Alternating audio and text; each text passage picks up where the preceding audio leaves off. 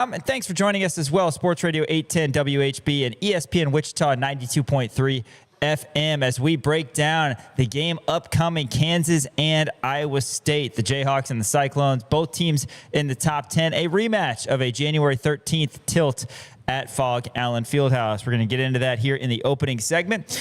Alongside Dan Courtwright, I am Sean Kellerman. We are at the Kansas Nation studio, downtown Lawrence on Mass Street. Check us out. This is a really cool, state-of-the-art private event space and video podcast studio. Rock Chalk Sports, we are on from 4 to 6 every day, Monday through Friday on kansasnation.com, also live on Facebook and YouTube. So check us out, Rock Chalk Sports, kansasnation.com, a part of the Kansas Nation Podcast Network, Dan. Yeah, and we get a lot of different podcasts as well. Not only ours, which is daily, but we also have weekly shows as well from Greg Gurley and Mick Schaefer, Between Two Fountains. Also, the Time Out with Tyshawn Taylor podcast, a great podcast to listen to. Tyshawn is one of the best personalities that I've seen out of a former Kansas athlete. Also, we have the Jayhawker podcast with Nate Bukaty. A lot of great guests on that one. And Haney and the Hawks, which he brings in former Jayhawks of the past and talk about the glory days a little bit. So a lot of great shows, a lot of great content for you. Be sure to follow us everywhere on our social media platforms as well. Twitter, TikTok, Instagram at The Kansas Nation. Facebook is just Kansas Nation. And check out our YouTube page. All of our shows will be posted on there as well. So check out all the shows, all the content that we'll be putting out for game days, happy birthdays. Everything that we have will be at Kansas Nation on social media and at kansasnation.com. So be sure to check that out.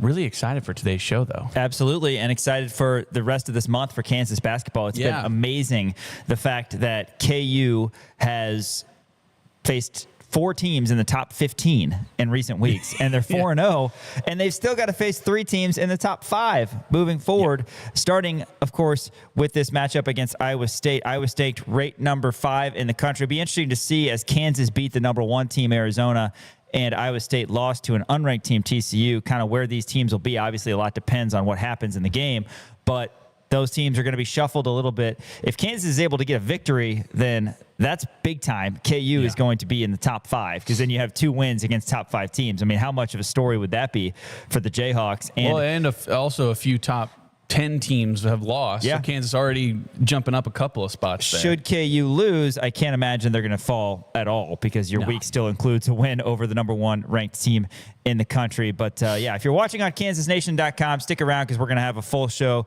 with all sorts of KU content. But of course, as we preview this game, KU and Iowa State, we're going to get into that right now. Kansas 19-5, 9-2 in Big 12 play. Iowa State 21-3, a sparkly record. Of course, they haven't had as good of a past month that I'll get into, but they're 8-3 in conference play. Before we talk about Iowa State and kind of how they got to this point and preview their individuals this past month or so that's involved more losses than the first couple months did for the Cyclones, kind of talk about the importance of the conference race. When Kansas beat Texas Tech on the road and Darren Peterson had those 2 clutch threes, I told you, Dan, I said, this is the first time that I'm looking at it from a standing standpoint, from an upcoming schedule standpoint, and thinking, okay, now we can actually talk about having an opportunity to be having an opportunity, right? Kansas is back in the conference race, which we were so accustomed to for so long. And after a 1-2 start, it was such an uphill climb for the Jayhawks. But now as you look at it, Arizona and Houston are both 10-1. Arizona has a really tough schedule moving forward.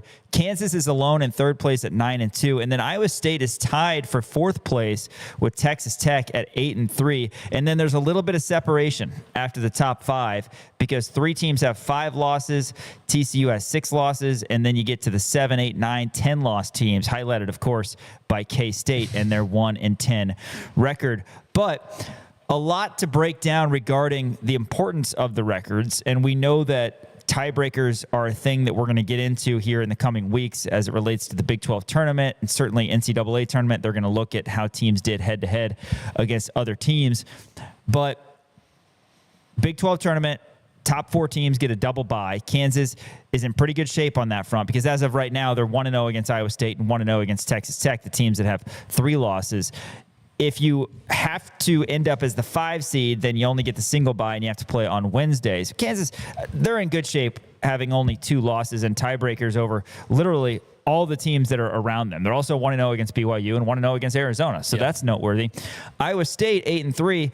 This to me is kind of, if I'm a Cyclones fan, all right, are we in this thing or not type game. Yeah. If they beat Kansas, then maybe they're still in the conversation for the Big 12 regular season championship, or at least a tie of it. But they're 2 full games back of first place with just 7 games to go in conference play. They've got an opportunity because they've got Kansas at home, and then Big Monday they turn around and they host Houston. So a great chance, but they're leering a little bit after a loss at TCU. Yeah, I think if you're looking at this from an Iowa State standpoint, you're probably thinking, man, this is either, you have to absolutely win this game as a Cyclone in order to stay in this race, because Kansas already has a game up on you, right? You have 3 losses.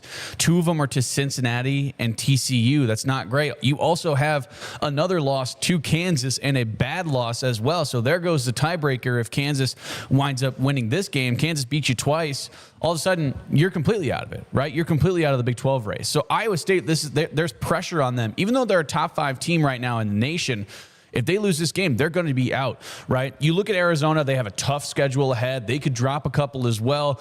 Houston, they have some more tough games, but they close out kind of with some really, really easy games, I think, for Houston. So you got to, take care of business whenever Houston comes into town. That's going to be a conversation for later whenever Houston does come into town. But still, if you're Kansas, you're looking at this thinking, man, we have a lot of momentum right now. We're on an 8-game winning streak. We've already gotten through essentially half of the toughest schedule, the toughest part of the schedule unscathed. that we've unscathed, completely unscathed. You have no losses in February, including February Eve against BYU, as we like to say, February Eve. But I remember in January looking at this thinking, oh man, and we've talked about this ad nauseum, thinking, man, if we can get out of there with 3 losses, I'm feeling really, really good about it. All of a sudden, Kansas is halfway through February. There's no losses. So now you're feeling really, really good about this. Obviously, Hilton's a tough place to play, and we can get into kind of the nuts and bolts about Iowa State. Last time they came into town, they were terrible. They absolutely were terrible. They had nothing going for them whatsoever. Joshua Jefferson was 4 for 14 from the field. I believe Taman Lipsey was 4 for 15 from the field, right? Milan Momcilovic only had 12 points in that game. You look up and down the roster of prolific scorers that they had, and none of them were good. And a part of that was excellent defense by Kansas. A part of that was them just not making their shots. And they're coming off of a 2-game stretch where they're not making their shots as well. They're shooting 25% from the 3 combined in their last 2 games alone. One of them was a loss against TCU. The other one was a close win against Baylor, right? So Iowa State's going to be hungry for this one because there's so much at stake and the pressure's on them hosting Kansas. And that is, again, where you kind of want to be, right? You want the pressure on them. You want their backs against the ropes. That's how Arizona was coming into Kansas. They had a lot of pressure on them to maintain that undefeated streak that they had of 23-0. They come into Kansas. All of a sudden, Kansas gets them on the ropes. They break down. Hilton's a little bit different. You're not going to have that home court environment that you had at Allen Fieldhouse, but they're coming into this game on the ropes after 2 really bad performances and 1 really bad loss against TCU. Really bad shooting performances. They also lost by 20 or whatever it was to Kansas earlier on in the year. They're feeling the pressure right now. Iowa State's a 5.5-point favorite against Kansas in this game. Of course, the Cyclones, they have been fantastic more often than not this season. Again, 21-3. You are what your record says you are. They're 21-3. Yeah, they've got some mediocre losses, I would say, to Cincinnati and TCU, both middling teams in the Big 12 Conference, but they also have some really impressive wins. And we're going to relive that 84-63 victory for Kansas back on January 13th for multiple reasons. Obviously, it was the first matchup of KU and Iowa State. Kansas was unranked at that time. Iowa State was ranked number 2 in the country. And that's the game that started this 8-game win streak for Kansas. That's the game that got the mojo back. You remember the Elmarco Jackson flying on the floor, kicking it out. KU hits a 3 play that kind of is a microcosm of the good vibes for this Kansas team in this past month or so. But Iowa State, they're going to be hungry, to your point. They've got nice victories in the non-conference over St. John's and Purdue. But look how bad they're beating some of these teams. They've got an 18-point win against Creighton, a 31-point win against Syracuse, who Kansas beat by 10. They've got a 23-point win. That was the victory against Purdue, and that was at Mackey Arena in West Lafayette. They also beat a good Iowa team. They beat West Virginia by 21. They beat UCF by 30. They beat Colorado by 30. They beat K-State by 34. That's not saying much. Pretty much everybody's doing that these days. But they've got great wins throughout the season, and they also, and I mentioned this before we faced them last time, scored 132 against Alcorn State in one game, where they scored 65 in the first half and 67 in the second half. I know it's Alcorn State, but come on, it's 132 points. Iowa State in that game was 22 of 30 from three. That's 70%. They have a lot of guys who can light it up. Milan Momcilovic definitely is top tier in terms of shooters in the country. He's one of the guys that in recent weeks has been held down as Iowa State the last couple of games, shooting just 25%, like you said. But 21-3, they're kind of in one of those little bumps in the road as we're used to. And as Kevin Flaherty said when he joined the show earlier this week, Kansas hasn't had as many bumps as you thought. 11-5 wasn't what you were hoping for to start, but you didn't have Darren Peterson against Duke. You didn't have Darren Peterson against UConn, and some things didn't go your way. But since then, it's been smooth. I mean, there have been some tough games. You had to grit one out against Texas Tech. You had to find a way with a short roster against Arizona. But Kansas has found a way to keep stacking wins, and that's why they find themselves squarely in the Big 12 race. Yeah, 100%, right? I mean, you look up and down, and you have the two bad losses in conference play. Other than that, Kansas has been on an absolute tear. And you look at Iowa State's schedule for the remaining part of it, right? It starts with Kansas, who's number 9. Then they are hosting number 3 Houston. Then they're at BYU. That's not going to be a cakewalk. I understand, BYU was a little bit down, but they're still a really good program. Then you got at Utah. That one's probably going to be a cakewalk. Then you got Texas Tech and then Arizona. You're at Texas Tech, you're hosting Texas Tech, then you're at Arizona. That is tough. That's a really tough stretch right there. And it all starts with this game, and you're coming off a loss against TCU. Again, Iowa State, their backs are against the wall right now. We can kind of go through some individual statistics as well for this Iowa State team. Obviously, Milan Momcilovic, like you said, sort of the head of the snake, if you will, 18.4 points per game. He's shooting 52% from the three-point line. Unbelievable. That guy, I mean, talk about NBA talent. He's long and he can shoot the heck out of the ball. Only averaging 0.9 turnovers per game, 1 assist per game, 3.5 rebounds per game. Joshua Jefferson down low. He's a really good big man who, was held to a really poor shooting performance last time that Kansas and them played. Again, only going 4 for 14 from the field, but he's averaging 17 points per game, shooting 40% from the three-point line. They have guys, like you said, who can light it up for sure. Also, Jefferson averaging 7.7 rebounds per game, so he's a guy who can really rake them in. So Kansas is really going to have to do a good job on the defensive rebounding side of things. Can't allow him to get too many offensive rebounds and get those second chance shots, because that they're going to be able to put those in, especially at Hilton. Tamin Lipsey, a guy that we remember obviously from last year, 13.3% from or 13.3 points per game, only shooting 27.4% from the 3-point line, which I think is interesting. I feel like he hasn't had a great shooting year this year, but law of averages, and we understand how good Tamin Lipsey is. And again, he's a facilitator, right? He's a guy who has 5.4 assists per game, just an absolute stud, a facilitator of the ball, and a guy who's a matchup nightmare.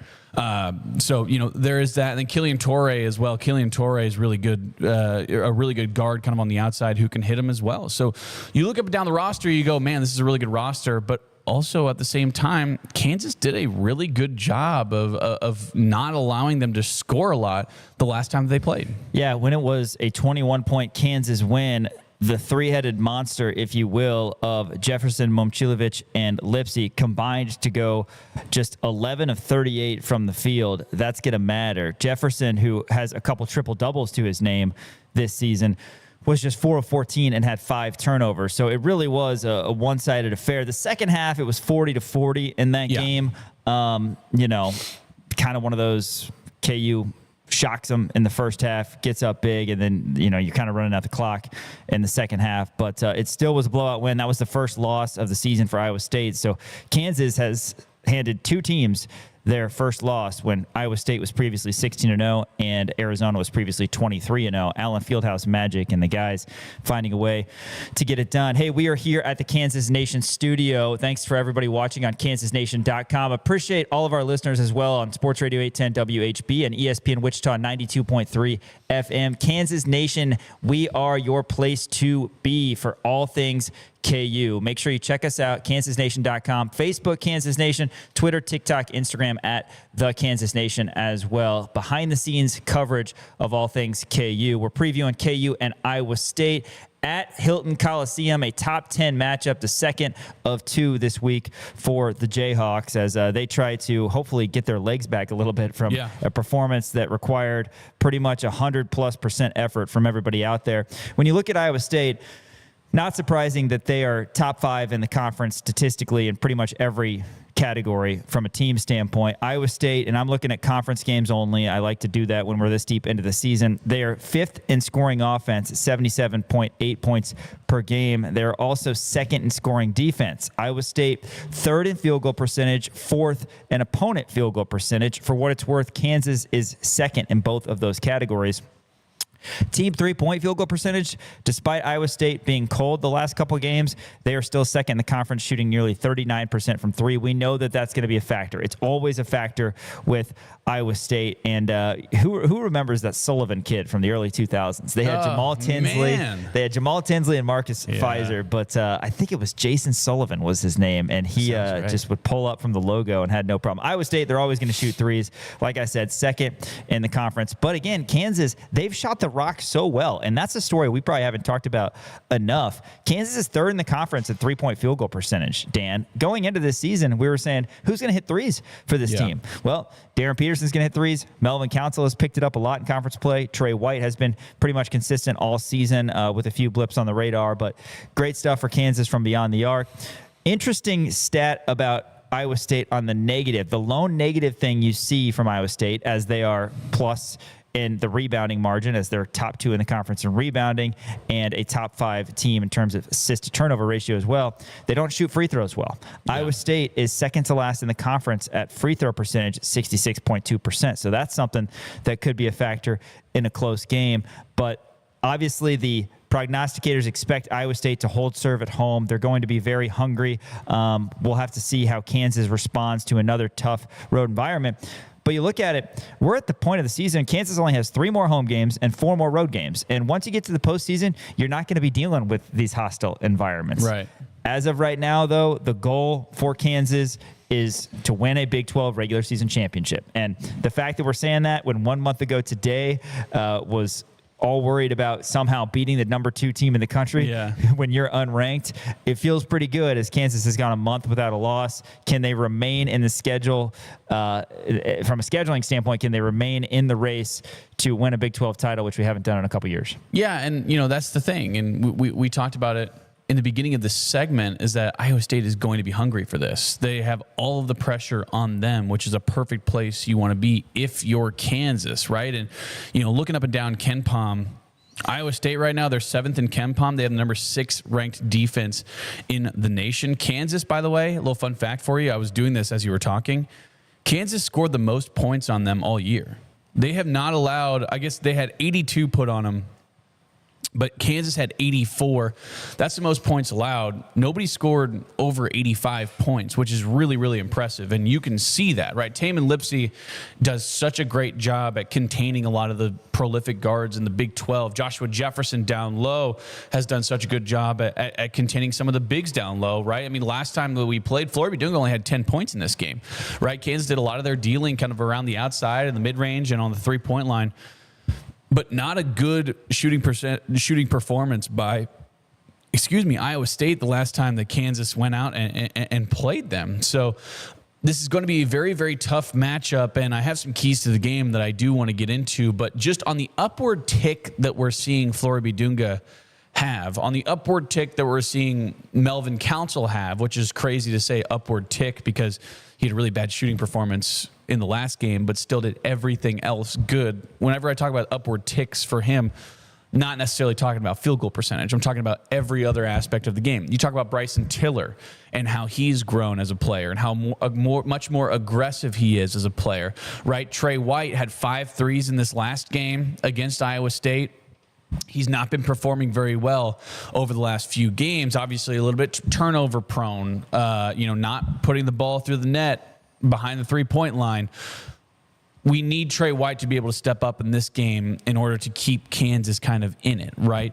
And then obviously you need Darren Peterson to play. You need him to be healthy. You need him to, not be having those flu-like symptoms. Hopefully enough time has passed to where he's gotten past that. Hopefully enough time has passed to where he's dealing with the cramps and he's going to be okay in regards to that. But you need Darren Peterson in this game. Last time Darren Peterson had 16 points against Iowa State, and he wasn't, I wouldn't say he was the best player out there. And that was the first time that we kind of saw, okay, we're seeing Melvin bring up the ball, and all of a sudden we're seeing Darren Peterson kind of trapped in the corner. He's garnering so much attention that it's allowing those lanes for guys to be able to drive and score like Melvin, like Trey, like Bryson and Flory, those kind of guys. They're able to work around sort of the mismatches where Darren Peterson's garnering so much attention over here.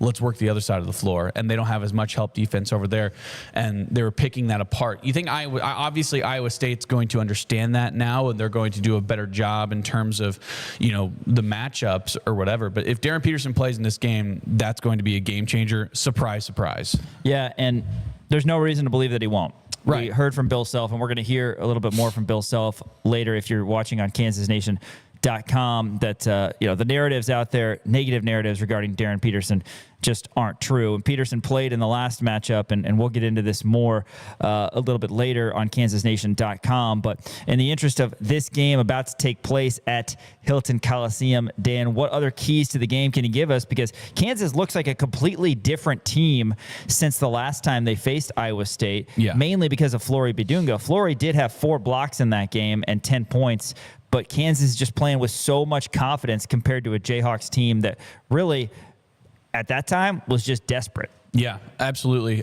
So my first key to the game is Kansas absolutely has to guard the 3 with the same amount of efficiency that they were in the non-conference, right? If you remember in the non-conference, Kansas was the best 3-point defense team in the nation. They were holding every team to under 25% from the 3-point line, which is absolutely incredible. Iowa State has not been shooting well.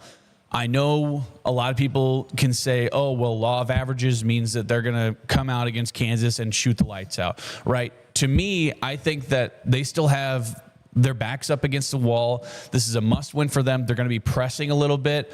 So I think that the poor shooting performance, if Kansas can hop on that early and not allow them to make any threes early, that's going to be huge. So you have to guard the 3-point line because Milan Momcilovic, Taman Lipsey, everybody on that squad for Iowa State can sink them. You can't allow that to happen. And then you got to have Flory play his best, right? Down low, you got to beat him in the paint points. I want to see Flory absolutely dominate this game down low in the paint, in terms of scoring and also in terms of rebounding as well. You cannot allow them to get those offensive rebounds and get those second chance opportunities. Iowa State really likes to be able to do that. So this is going to be a defensive chess match, I think. This is going to be a low scoring game. I don't think it's going to be a game of runs. I think this could potentially be, and I don't want to say the word boring, but I want to see this be a defensive game just because I think that's the way that Kansas is going to be able to win this. Let's avoid any Iowa State offensive rebound kick out for threes because those are the biggest gut punch ever. That's exactly what it is. And that's exactly what they want to do. The 2 keys get together. And Iowa State, like we talked about, they shoot 39% from 3. Kansas has gotten a lot better. They've won a lot of games. They've gotten a lot better in terms of defensive rebounding, too. I mean, and that's not an accident that they've won 8 straight games because of that. Hey, we are at the Kansas Nation studio. We host Rock Chalk Sports every weekday from 4 to 6. Check out KansasNation.com. Rock Chalk Sports is a part of the Kansas Nation Podcast Network. We've got Between Two Fountains with Greg Gurley and Mick Schaefer. We've got Haney and the Hawks. We've got Timeout with Tyshawn Taylor, hosted by Rock. There it is. Little hesitation there. How about that? We've got the Jayhawker podcast as well. A couple great Jayhawker episodes right now. One featuring Travis Goff, one featuring Melvin Council, and Legends of Kansas as well as a football podcast that's up on kansasnation.com with Brandon McAnderson and Chris Harris Jr. So all your coverage on kansasnation.com. Follow us on socials as well. Kansas Nation on Facebook, at the Kansas Nation on Twitter, TikTok, and Instagram. If you're watching on kansasnation.com, more coming up. But thanks for listening on Sports Radio 810 WHB and ESPN Wichita 92.3 FM. Sean Kellerman and Dan Courtright saying we'll see you next time. This is Dale Highshaw, and you're watching kansasnation.com. Jayhawk fans, if you haven't started to follow Kansas Nation on social, now is the time. Facebook, Instagram, X, it's Kansas Nation, and online at kansasnation.com for the latest news and information on your Kansas Jayhawks. Interviews, news conferences, daily and weekly shows, podcasts. Find it all at Kansas Nation and kansasnation.com. kansasnation.com is presented by Game Day Men's Health Lawrence. Step up your game with Game Day Men's Health Lawrence.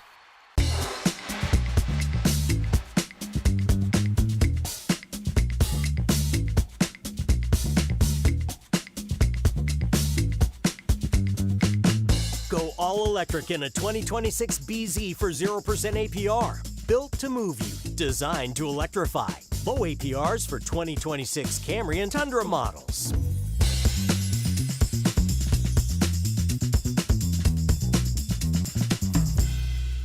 Listen up, guys. A new year is coming, and you deserve to feel your absolute best. Whether you're chasing peak performance, trying to reignite intimacy, or simply want to feel your best, Game Day Men's Health Lawrence is your calling. Situated in a plush man cave setting, their services for testosterone replacement therapy, erectile dysfunction, vitamin therapy, and weight loss are sure to give you the boost you need. Make an online appointment today by searching for Game Day Men's Health Lawrence. Step up your game in 2025 with Game Day. Hey, this is Cole Ballard, and you're watching kansasnation.com. Haney and the Hawks is presented by Jefferson's with 2 Lawrence locations. Home of the best wings in town, 21 signature sauces. You got to check them out. But if wings aren't your thing, how about a burger? They hand patty their certified Angus beef every single day. Also hand bread their tenders. They make their ranch in-house. There is truly something for everybody at Jefferson's. Go see my buddy Brandon Graham and the entire crew at Jefferson's, either on Mass or Wakarusa in Lawrence, Kansas. This is SSJ. Winter in Kansas City doesn't mean your lawn takes a break. It means smart homeowners get a head start. Let David and his crew from Custom Lawn and Landscape prepare your yard for a greener, healthier spring with winter fertilization, soil conditioning, and pre-emergent treatments that stop weeds before they start. Because when the snow melts, you don't want to start fixing your lawn. You want to already be winning. Trust Custom Lawn and Landscape, treating your yard now so it looks incredible later. Visit CustomLawn.com to schedule your winter services today. Together, we're elevating our potential, our pride, our traditions, and our dreams. Together, we're opening up a whole new world of possibilities. Elevate your University of Kansas experience with Jayhawk checking from Central Bank. Central Bank and KU, elevating together.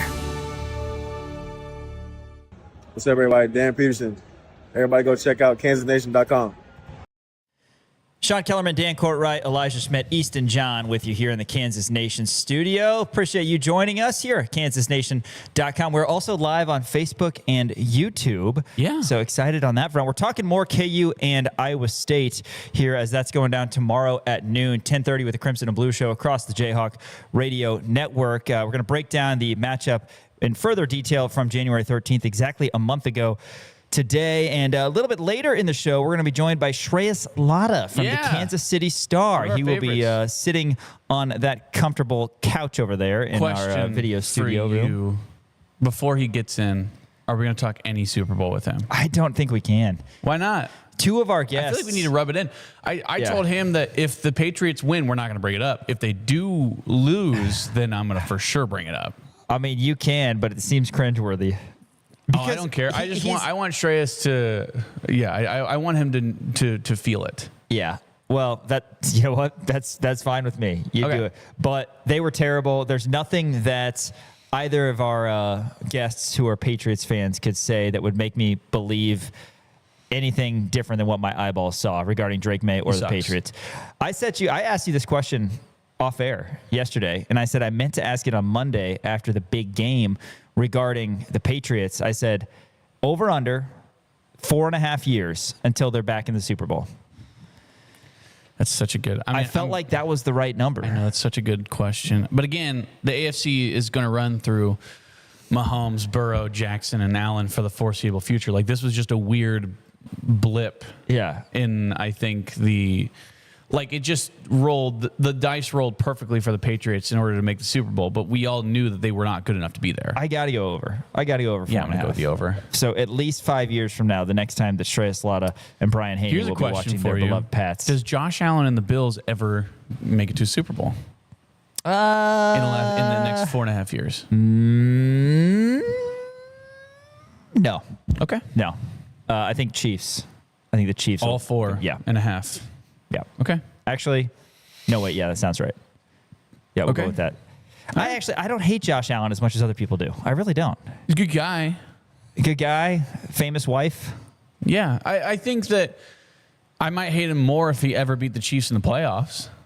Yeah. They always beat us in the regular season. And nobody really cares because you know what's going to happen in the playoffs. Right. So, yeah, that's good stuff. After Shreyas Laddha comes in, we will have our sports stock market segment, one of our favorite segments of the week. Dan Courtwright will take you around the world of sports. We're going to hear from the two-time national champion who had an additional year as the AP #1 team, Bill Self, part 2 of his press conference yesterday, and close out with some college basketball game picks. Really interested to see what direction Dan goes with KU and Iowa State on that front. You'll never know. All right, January 13th, Dan, it was an 84-63 victory. I was going to say, I thought I was going to say drubbing. Drubbing. Victory, though. Yes, that is correct. This game started with Kansas really punching Iowa State in the mouth. It was 6-0 right away. Again, Bryson Tiller, he's like first team all start hot. Yeah, I know. I mean, no matter he what. Had the first 6 points, didn't he? He had the first 4 points. This one. Iowa State had 6 turnovers early.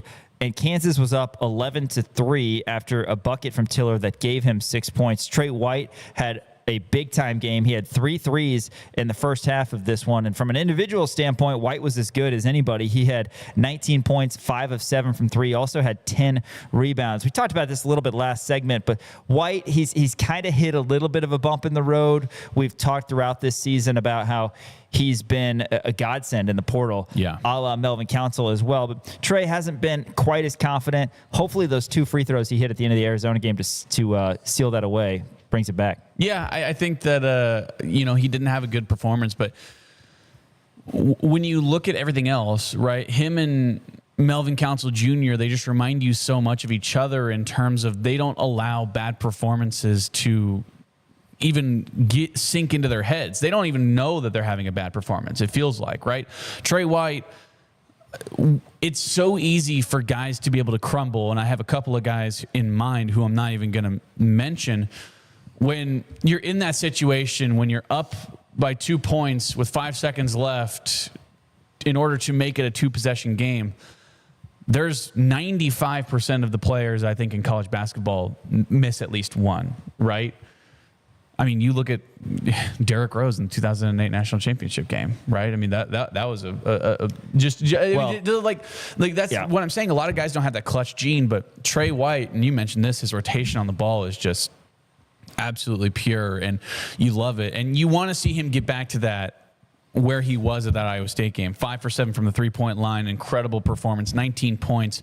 That was when we're like, man, this Trey White guy, he's going to be an absolute monster. And he's thrown up a couple of stinkers over the last few games, but I think that this is going to be his get-back game. I think that he's going to be able to thrive in this kind of environment for sure. And you need that if you want to be able to apply the pressure. But, just looking at this game from January 13th, obviously he was the best player. He finished with a double-double, right? He was our leading rebounder as well with 10 rebounds. He had 6 offensive rebounds too, which were absolutely massive in this game. Darren Peterson had 16 points in this game. Not a great shooting performance from DP. Melvin had 15 points in this game. And then Flory winds up with 10, going 5 for 6 from the field. Took him a while to kind of get started, but, you still really like to see that out of the big man. Still need some more rebounds. This was at the point where I remember talking about this game saying that, hey, you need more than 7 rebounds out of Flory. You need more than 4 rebounds from Bryson. And we've certainly seen the growth out of those two from this point on. Well, how about that conversation we had with Kevin Flaherty when Kansas was probably at the bottom of its season? Yeah. And you remember this specifically because I've brought it up before. And Flory was getting like 10-6. Yeah. And I said, I feel like this team needs 12-8 from him. And Kevin said, yeah, I mean, we would even take 10-7, you know? And then all of a sudden, Flory has blown those numbers out of the water. Absolutely. It's been great. But White's third 3 of the half back in this first meeting with Iowa State made it 34-16. That started an 11-0 Kansas run, capped by a Melvin Council 3. Dan, it was 42-16 at one point. Kansas was unranked. I remember. 11-5, and Iowa State was undefeated and ranked number 2 in the country. 42-16. Iowa State would get a couple buckets, but still going into break, it was 44-23, Kansas leading Iowa State. KU shot 50%, Iowa State shot 24% in that first half. Kansas led points off turnover 13-0. KU had 6 players with 6+ points, and Flory had 6, 4, and 3 blocks. Iowa State would go on a little bit of a run as expected. They would cut it to 53-42 in the second half, but Trey White hits a big 3. That spearheads another run for Kansas. 13-0 Kansas run after a Darren Peterson 3 off an offensive rebound. It was 68-44. Kind of trade baskets, run out the clock after that. Kansas won at 84-73. But again, statistically, we talked about Trey White. We talked about Flory. Council had 15. He had a couple threes. Peterson had 16 with a couple threes. Jamari McDowell, who's contributed, it seemed like, in every game this season, had 8 points and 6 assists and a block. But the story of this game was Kansas just suffocating Iowa State on the defensive end. Yeah. I mean, you had to have this one. Again, so much desperation for Kansas when you were sitting there at 1-2 and unranked and kind of off the radar. And what's wrong with Kansas? Everything is falling apart. This is the 3rd straight year that they're not going to be very good. They suffocate Iowa State, who had one of the best offenses in the country, and they still do. 11 of 38. Lipsy, Momcilovic, and Jefferson. That's not a very good shooting percentage. Those 3 players combined for just 33 points. Jamarion Bateman had a nice game off the bench. He had 12 points and 4 steals for Iowa State. I don't want to say the jury's still out on Iowa State, in my opinion, and I also don't want to say fraud watch. Oh, you said it. I'm wondering if they're not as good as last year, because last year they had Curtis Jones. They had to deal with Keyshawn Gilbert's injury a lot. Last year they had all of these guys. I know. Lipsy, Momcilovic, and Jefferson, plus they had Curtis Jones and Keyshawn Gilbert. Jones went off in the Big 12 tournament, and he's a special scorer. And Gilbert, unfortunate the way that his career ended. But do they have enough other pieces, Iowa State, to pack as much punch as last year's team? I still think, as Bill Self said yesterday, they're a Final Four contender because those 3 guys are that good. And Buchanan has been a great rim protector, and Killian Torre, one of the best perimeter defenders in the country. But curious in terms of depth if they can match what they had last year. It's not last year. Got to focus on this year, and they definitely can still compete on a national level this year.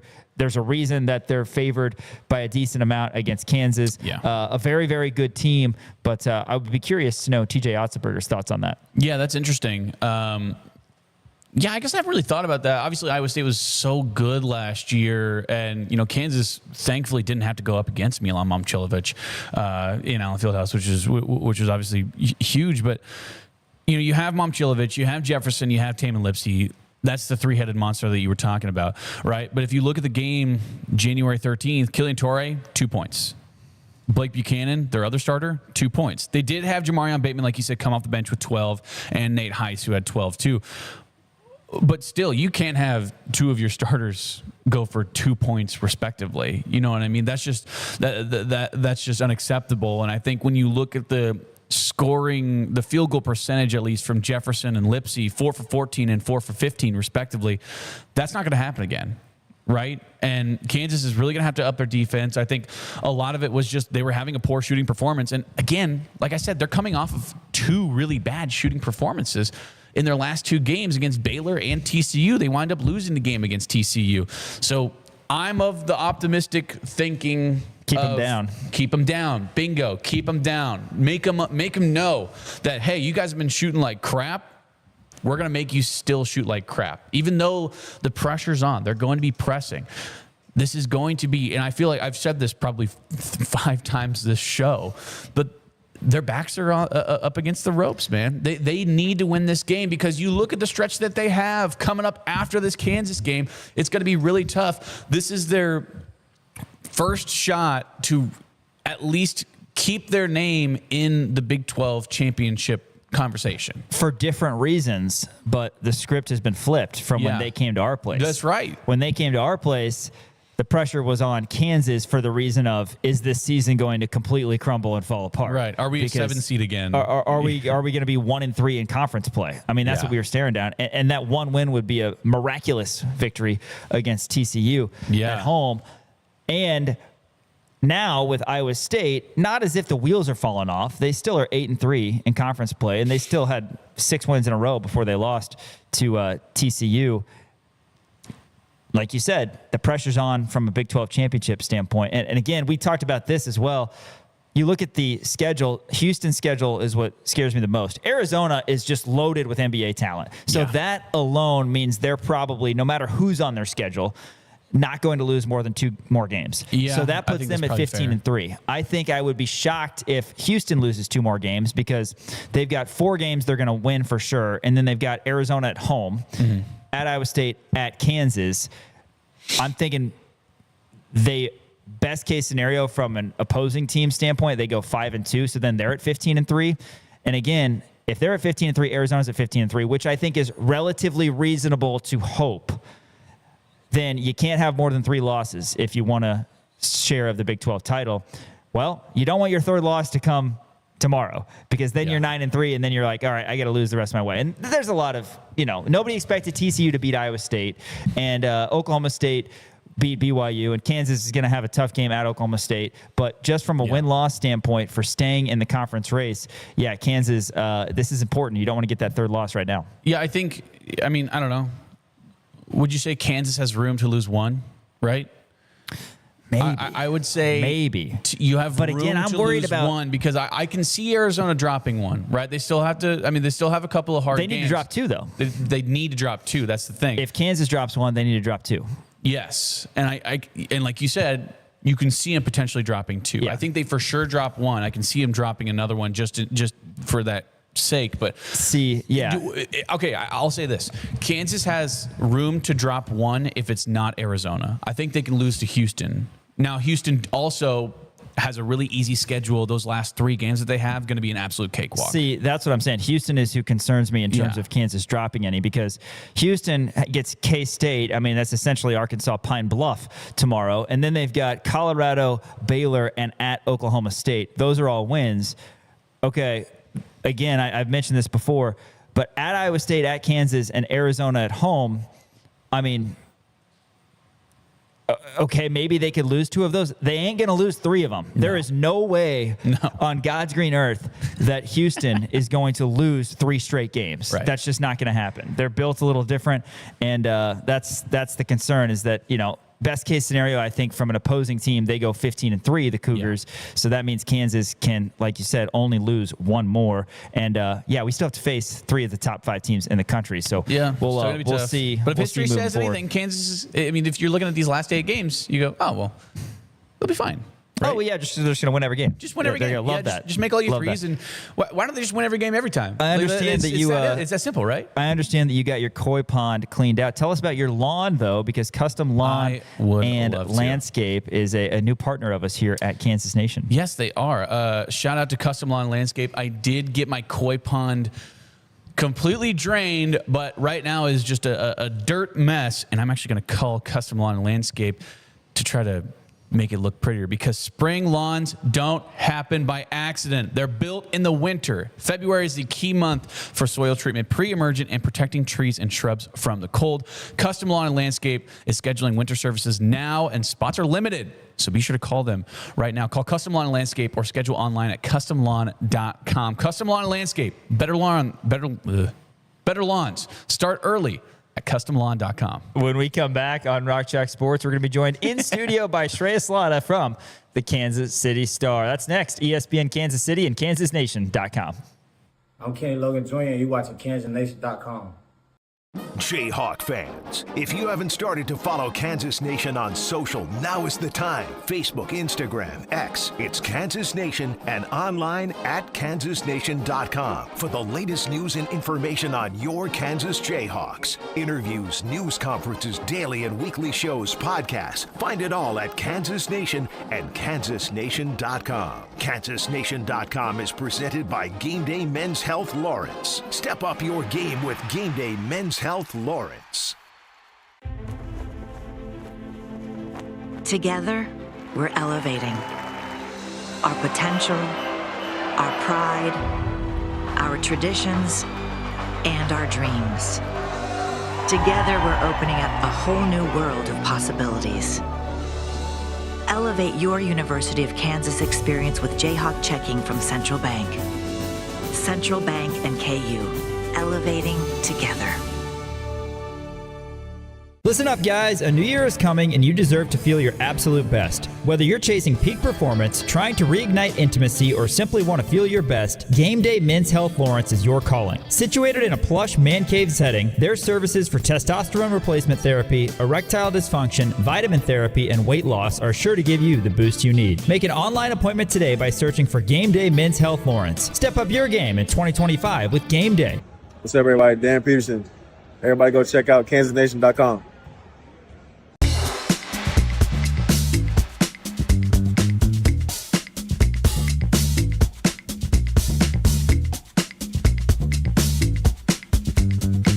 Performance, style, and technology. Check all your boxes in a 2026 Atlas, now 3.9% APR, or get 3.9% APR on a 2026 Jetta, the compact sedan that redefines the standard.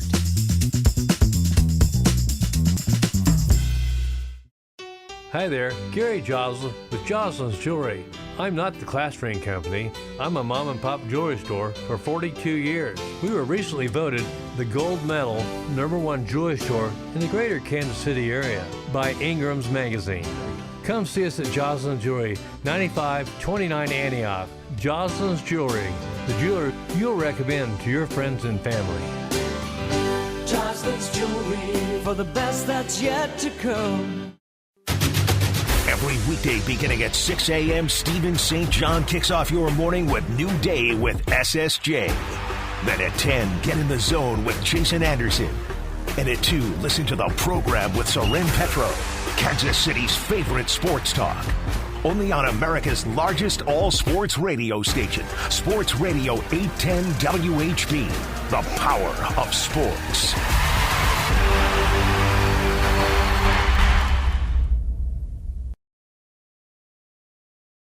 I'm DJ Withers, and you're watching KansasNation.com.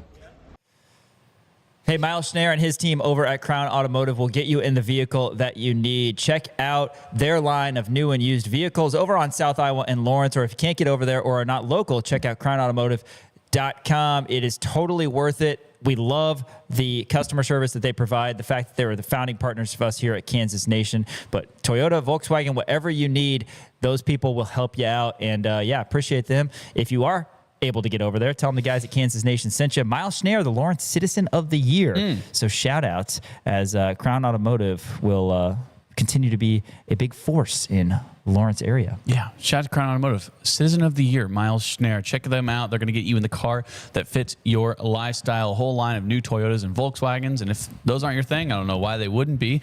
But they have a ton of other used cars as well. So be sure to check them out, Crown Automotive. All right, Shreyas Laddha. Can I start this off? I mean, I had a really good starter, but if you're going the direction that you would want, go for it. The direction we talked about. No. All right, Shreyas. There's really not a question here. It's just I want to read something to you. So week 1 lost to the Raiders. Week 2 fired coach. Week 3 fired coach. Week 4 NFC South. Week 5 fired coach. Week 6 NFC South.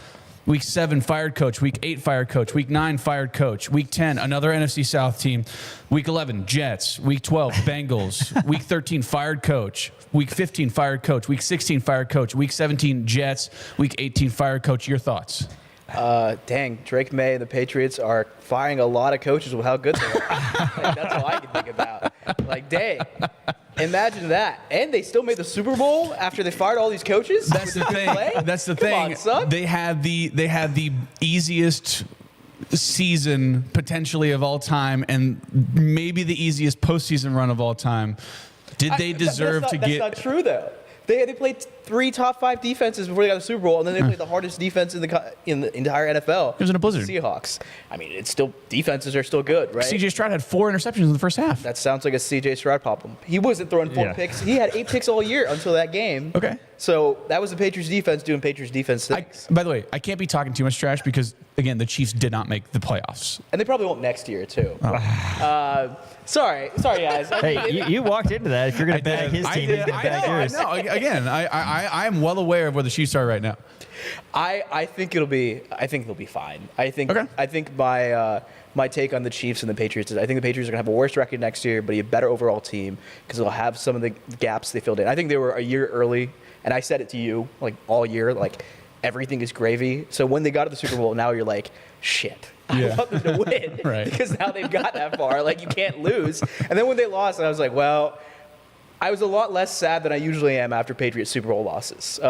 Mostly because Tom Brady had an expectation of, like, I expect him to win every single game that he plays. Of course. Versus I kind of felt like a Bills fan a little bit. I'm like, I'm just happy to be there. Except Bills fans haven't seen a Super Bowl since then. Yeah, they like going to the AFC Championship game. They like that a lot. That's their Super Bowl. To lose. But yeah, Drake May is only 23. He's got a bright future, and he was able to salvage his numbers there in the fourth quarter. That was crazy. I mean, the over was breathing down everybody's neck there. My God, you were one flag on the Kenneth Walker rush away from that when it was 9-0 at halftime or whatever. But anyway, Shreyas, talking Kansas basketball, obviously, but how about the question that you asked the 2-time national champion who had an additional year as the AP #1 team last year, just completely blowing up nationally as you asked Coach Self, and we heard it yesterday on Rock Chalk Sports, about it wasn't even specifically injury related to Darren Peterson, but you asked him something about Darren Peterson. Why don't you just tell our viewers, our listeners about that and the response from Coach? Yeah, I mean, I asked Bill, with all the injuries and, kind of we don't get to see him in practice, is there another level of athleticism or burst that we haven't seen? I probably should have prefaced it in saying outside of the BYU game, which he pointed out quickly.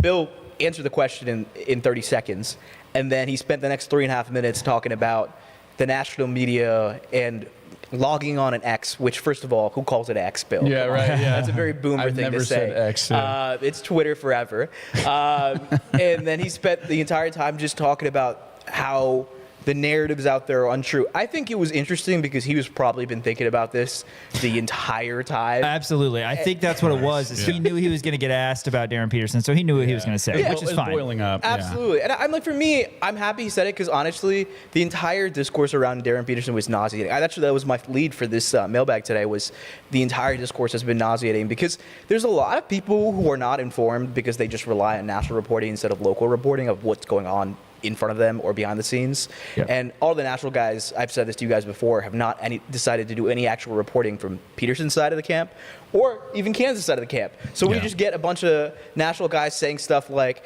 Flory Badunga is actually more valuable than Darren Peterson. I'm like, okay, if that's true, no one would be mad about Darren Peterson missing all these games. And everyone knows they don't have a chance to win a title without him. Flory's fantastic. That's not a disrespect to him. But I think Bill said it best. The narratives are untrue. I think there's some nuance required. I think you can say his camp has been overly cautious, and they're definitely influenced. I wrote this in my mailbag today. Kansas Athletics has one person assigned to Peterson in his camp that communicates with him at different times. That includes his agent, his parents, his manager, and everybody else. Alongside that, he also has a lot more to lose than Kansas has to gain. Nobody wants to hear it, and I'll say the bad part out loud, but Kansas needs Darren Peterson more than Darren Peterson needs Kansas. Darren Peterson can decide tomorrow, I'm going to go leave the Kansas Jayhawks and go play basketball, in LA, just rehabbing in the Drew League or something like that. It would not change his draft stock whatsoever. At worst, he'd fall to number 3. At best, he's still going to be number 1. And I've talked to so many draft guys about it. I mean, they had 32 scouts there Thursday and 22 different NBA teams, and a lot of them were just there to see Darren and Flory and a couple of the other Arizona guys. But I think this entire situation is, you have to realize that, yes, they might be overly cautious, but I don't think he's faking injuries or faking health stuff.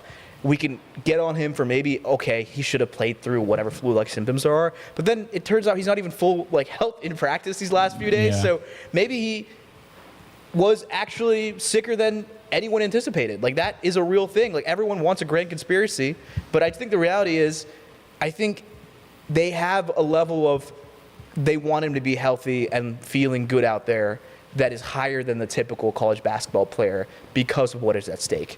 And Kansas knows it, his camp knows it, and that's why this entire situation has been so tricky, because everyone wants to watch a generational talent play basketball. Yeah, I mean, there is a little bit of selfishness in it, right? And I've heard people say it's kind of like the boy who cried wolf, where if he's actually sick, then we've seen all this stuff with the cramps, but also it's he was also dealing with those cramps too. It's not like he was lying about it, but like you said, people love a conspiracy, and we try to stay away a little bit from talking about a lot of this stuff, just because it's there's a lot of negativity around it, and it's such a controversial topic where we like to talk about the good stuff happening in KU basketball. I think that's what you need to do. And on that point, Monday night against Arizona, man, what an atmosphere. That was probably the best atmosphere that I've seen from wall to wall, beginning to end, for a Kansas game in my lifetime. Kansas, able to come back and beat the number 1 team in the nation, undefeated. They were 23-0 coming in, a lot of NBA talent on that.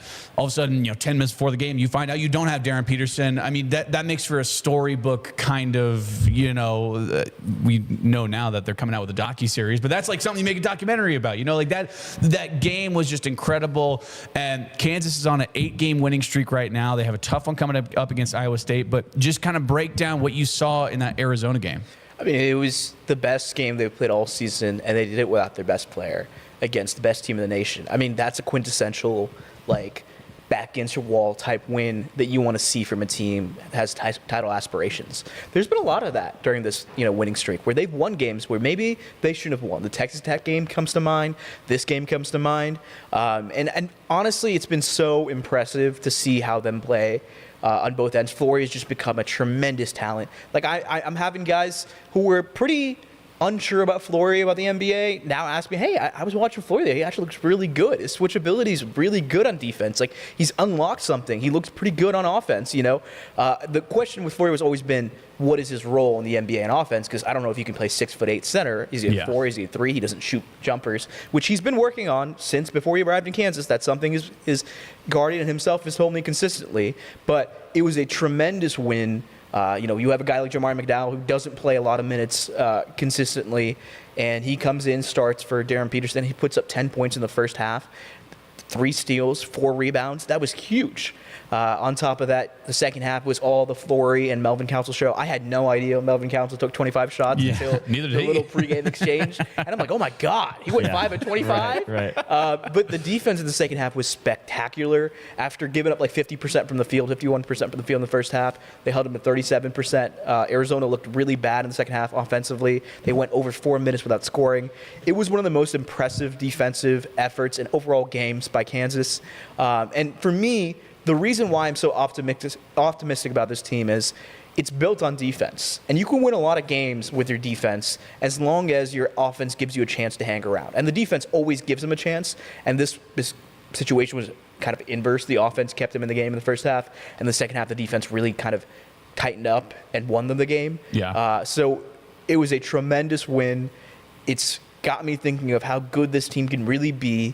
And I really hope Darren Peterson is fully healthy come NCAA tournament time, because if he is, I think there should be aspirations of Elite 8, Final 4 minimum with this team. Shreyas Laddha, Kansas City Star, joining us here on Rock Chalk Sports. Yeah, defense will take you some places.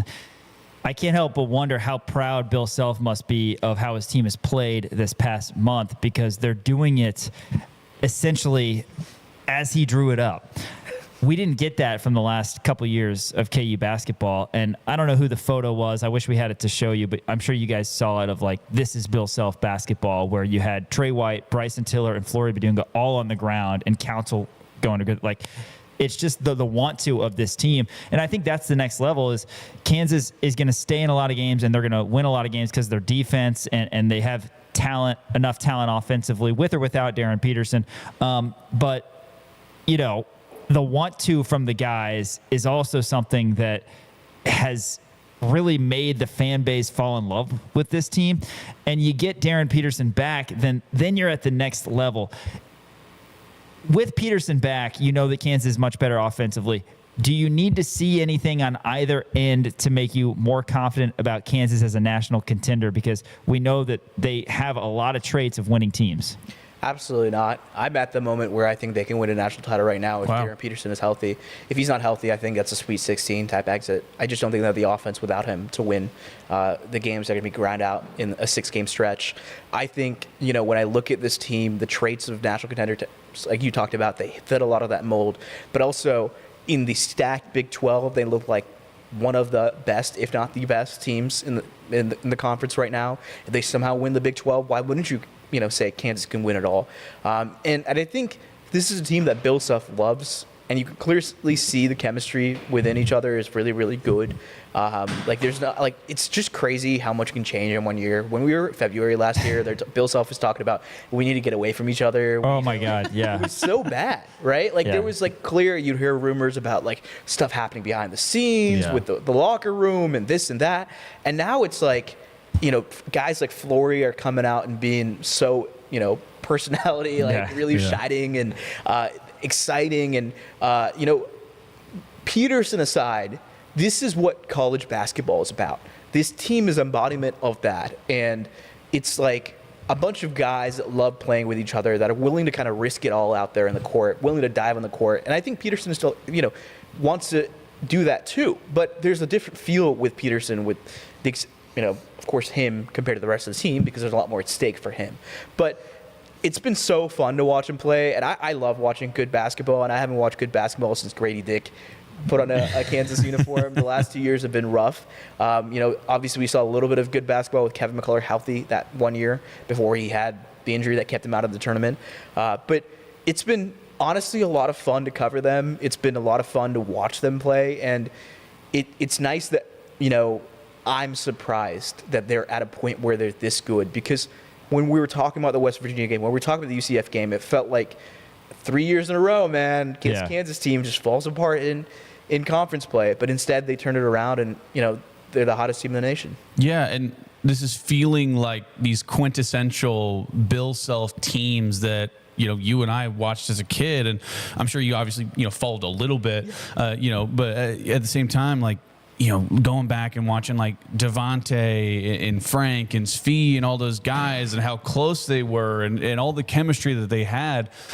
That's what this team is starting to feel like right now. And on the plus side, you have Darren Peterson whenever he's healthy, who's one of the best basketball players I've ever seen in my life. So, obviously there is that. And, hopefully he plays tomorrow. All indications are pointing to he will be playing tomorrow against Iowa State. Before we get into Iowa State, I just wanted to talk about one guy in particular, Bryson Tiller. And, I know you have an eye for NBA talent. Obviously, you're our NBA insider here, Shreyas. And Bryson is fascinating to me because at the beginning of the year, all of a sudden he hits 3 threes against whoever it was, Corpus Christi or some game like that. And then all of a sudden he kind of disappears, and you see him, soft is probably the right word. And then in his own words, he's saying he's getting more aggressive, and you're seeing that, right? You're seeing him, with his back to the basket, backing guys down, making those baby hooks, hitting, mid-range jumpers, finally hitting threes, and being more aggressive with the basketball. And to me, that's an NBA caliber type of player with an NBA caliber type bag. I mean, you don't see guys who are 6'10" with the dribbling ability and the shooting ability that he has, except for Kevin Durant. I'm not comparing him to Kevin Durant, but you get what I'm saying. At the same point, talk about his growth and what you've seen out of him, and kind of the uptick. And hopefully he doesn't leave this year. Hopefully we're the only ones who see it and NBA scouts aren't seeing it. Now there's 22 NBA scouts at a game each time watching Darren. I'm sure they're watching Bryson too, thinking, man, this guy's pretty good. I think the interesting thing is the word soft is, I think, the word I'd use, but it's the word I've heard from guys in the NBA draft circles. I had a friend of mine who's pretty high up in the draft kind of sphere, and he was telling me, he was like, the thing with Bryson is he has a finesse, but he just doesn't play true to size, and he kind of plays a little soft. Well, since he kind of said that, it feels like he's just gone off in that lens of he's looked like he's finally figured out his role and his ability to kind of go out there and, do the little things to make them win basketball games. But also on top of that, he's getting big time rebounds. He's scoring inside and out. And it's been huge to kind of see all that play out. Yeah, it's been great seeing BT, and he's gotten Kansas off to good starts in multiple important games this season. Shreyas, it was 84-63 a month ago today. Kansas beat Iowa State when KU was in a hole and in desperation mode. That started this 8-game win streak. Kansas did a lot of great things offensively, a lot of great things defensively, and it seems to me like if Kansas is able to have a really successful season, they're going to look back on the game on January 13th against Iowa State and say, man, that team was ranked number 2 in the country. We killed them. We realized that we got some dudes on this team. We realized how to win. Preview the game tomorrow kind of with that last game in light, because Iowa State, they're 21-3. They've got some nice wins. They're beating teams by 30, but not playing quite as well recently. Yeah, I think it's one of those things that historically Kansas in the last few years has really struggled in Ames. So it's always tough to go into a tough environment and play Iowa State. It feels like Iowa State hasn't lost that much after the Kansas game. I think they've lost one more time since then, but it feels like there's a lot more closer games and a lot more scares with Iowa State. They're not as infallible as we once thought they were. I think it's interesting to me. I don't know if you guys saw the line, but Kansas is a 5.5 point underdog, which I was like, I don't know if that Vegas thinks they're not having Darren Peterson or they just think because of Ames, but I thought it was a little high. Again, this is not gambling advice, but I thought it was a little bit of an insane line in my mind, because I was like, even if Darren Peterson doesn't play, who's to say they won't keep it close in Ames? I know it's a difficult task, but they were playing their best basketball all season. Kansas did a really good job last time of shutting down the Iowa State offense, and I expect that defense to carry over to Ames. Iowa State is a tough defense, but Kansas found a way to score on them. I'm really excited to see the matchup, because I think winning in Ames is a lot more difficult than winning a lot of places in the Big 12. Yeah, absolutely. And it helps that Iowa State has a lot of really good players playing at Hilton Coliseum, the old Jay Billis quasi-quote there. But, Kansas squarely in the Big 12 race right now. I mean, you're alone in third place, one game back of both Houston and Arizona. And Arizona gets Texas Tech tomorrow, by the way. Houston essentially doesn't have a game as they play K-State. So KU has some work to do. And we'll see moving forward this wagon of a schedule that Kansas has faced. There haven't been any stinkers recently for KU. Hopefully we're done with those, and that was just the UCF West Virginia, because you got to roll off a bunch of wins in a row if you want to stay in the Big 12 race. But these guys have proven that they can compete with anybody. They can beat anybody. It's been a lot of fun. Shreyas, appreciate you coming on. Any big plans for your trip north? Hopefully me and Henry can find a better Asian spot than we did last time. That place was very mid. But I'll spend some of the drive up there finding a good spot. But also, either today or Monday, it'll be official, but Algeria will be announcing their base camp. That's great. For Lawrence. Awesome. That'll be fun. For sure, no doubt. And stay tuned to Kansas City Star. Shreyas Laddha's got great coverage on that front. And, I hope you have good luck with that Asian restaurant, because that was your trip up to Jack Trice Stadium, wasn't it? And it was a swing and a miss. How fun. Well, I know you're always talking about how much you love Ames, Iowa. You said if you could pick a honeymoon destination, any vacation, every vacation you're going to take from now on is going to be at Ames, right? Yeah. It's not even my least favorite Big 12 city. Right. But it's in the bottom, 25% there. If I was to rank them 1 through 16, I'm pretty sure Ames would be squarely 13th. Okay. Well, we got to know what 16 is. Morgantown, West Virginia. I would say I know that. Lubbock, Texas. It's been your birthday there. Stillwater, Oklahoma. Yeah. Stillwater's a good one. Nice. And then after that, I think we're I haven't really thought too hard. My number one favorite is Houston. Yeah. Then Orlando, because they're actual cities. Well, you've got an exciting week ahead of getting to go to Ames and Boulder? Stillwater. Oh, Boulder's, but I haven't been to Boulder yet. Boulder's, oh, it's beautiful. I haven't been to Boulder, It's beautiful. and then both Arizona schools are cool because Phoenix is cool. Right. Sure. Right. That's fair. So cool. Fair enough. Well, Shreyas, appreciate you coming on, man. We'll chat soon. Absolutely. Thanks for having me. That's Shreyas Laddha. Hey, really quick, want to shout out Mitch Bales and his team over at Game Day Men's Health Lawrence. They will get you back in the game. If you're feeling low on energy, like you might have low T, struggling with ED, as 60% of guys do at some point in their life, make sure that you check out Game Day Men's Health Lawrence. They can help you out. Great partners of us here at Kansas Nation. And yeah, just make sure you're feeling your best, particularly as the spring and summer months are going to be upon us here very shortly. More coming up after this on Rock Chalk Sports, ESPN Kansas City and KansasNation.com. I'm Justice Finkley. You're watching KansasNation.com. Rock Chalk. Miles Schneer's Crown Automotive, founding partner of Kansas Nation. Visit them at crownautomotive.com. Experience the Crown difference. Carfax top-rated dealer, Crown Automotive. Hi there, Gary Joslin with Joslin's Jewelry. I'm not the class ring company. I'm a mom and pop jewelry store for 42 years. We were recently voted the gold medal #1 jewelry store in the greater Kansas City area by Ingram's Magazine.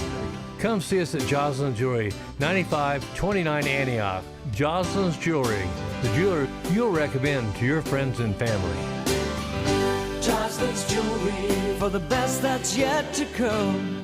Listen up, guys. A new year is coming, and you deserve to feel your absolute best. Whether you're chasing peak performance, trying to reignite intimacy, or simply want to feel your best, Game Day Men's Health Lawrence is your calling. Situated in a plush man cave setting, their services for testosterone replacement therapy, erectile dysfunction, vitamin therapy, and weight loss are sure to give you the boost you need. Make an online appointment today by searching for Game Day Men's Health Lawrence. Step up your game in 2025 with Game Day. This is Dale Highshaw, and you're watching KansasNation.com. Together, we're elevating our potential, our pride, our traditions, and our dreams. Together, we're opening up a whole new world of possibilities. Elevate your University of Kansas experience with Jayhawk checking from Central Bank. Central Bank and KU, elevating together. We have a great selection of vehicles here. What's the best fit for you?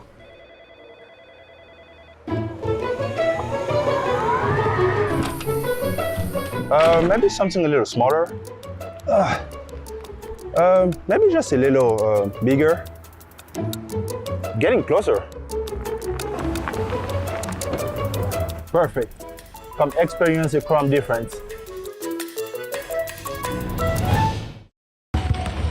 Hey, what's up, Chuck Nation? Roby Dunga here, and make sure you check out the new KansasNation.com. Go Chuck. All right, Dan's been warming up his arms to wave the wheat as there's a certain energy that comes with Jayhawk basketball. The crowd rising together, the band playing in that unmistakable moment when fans lift their arms and wave the wheat. It's a tradition that represents pride, unity, and Jayhawk spirit. With Jayhawk checking from Central Bank, that tradition does not stop when the game ends.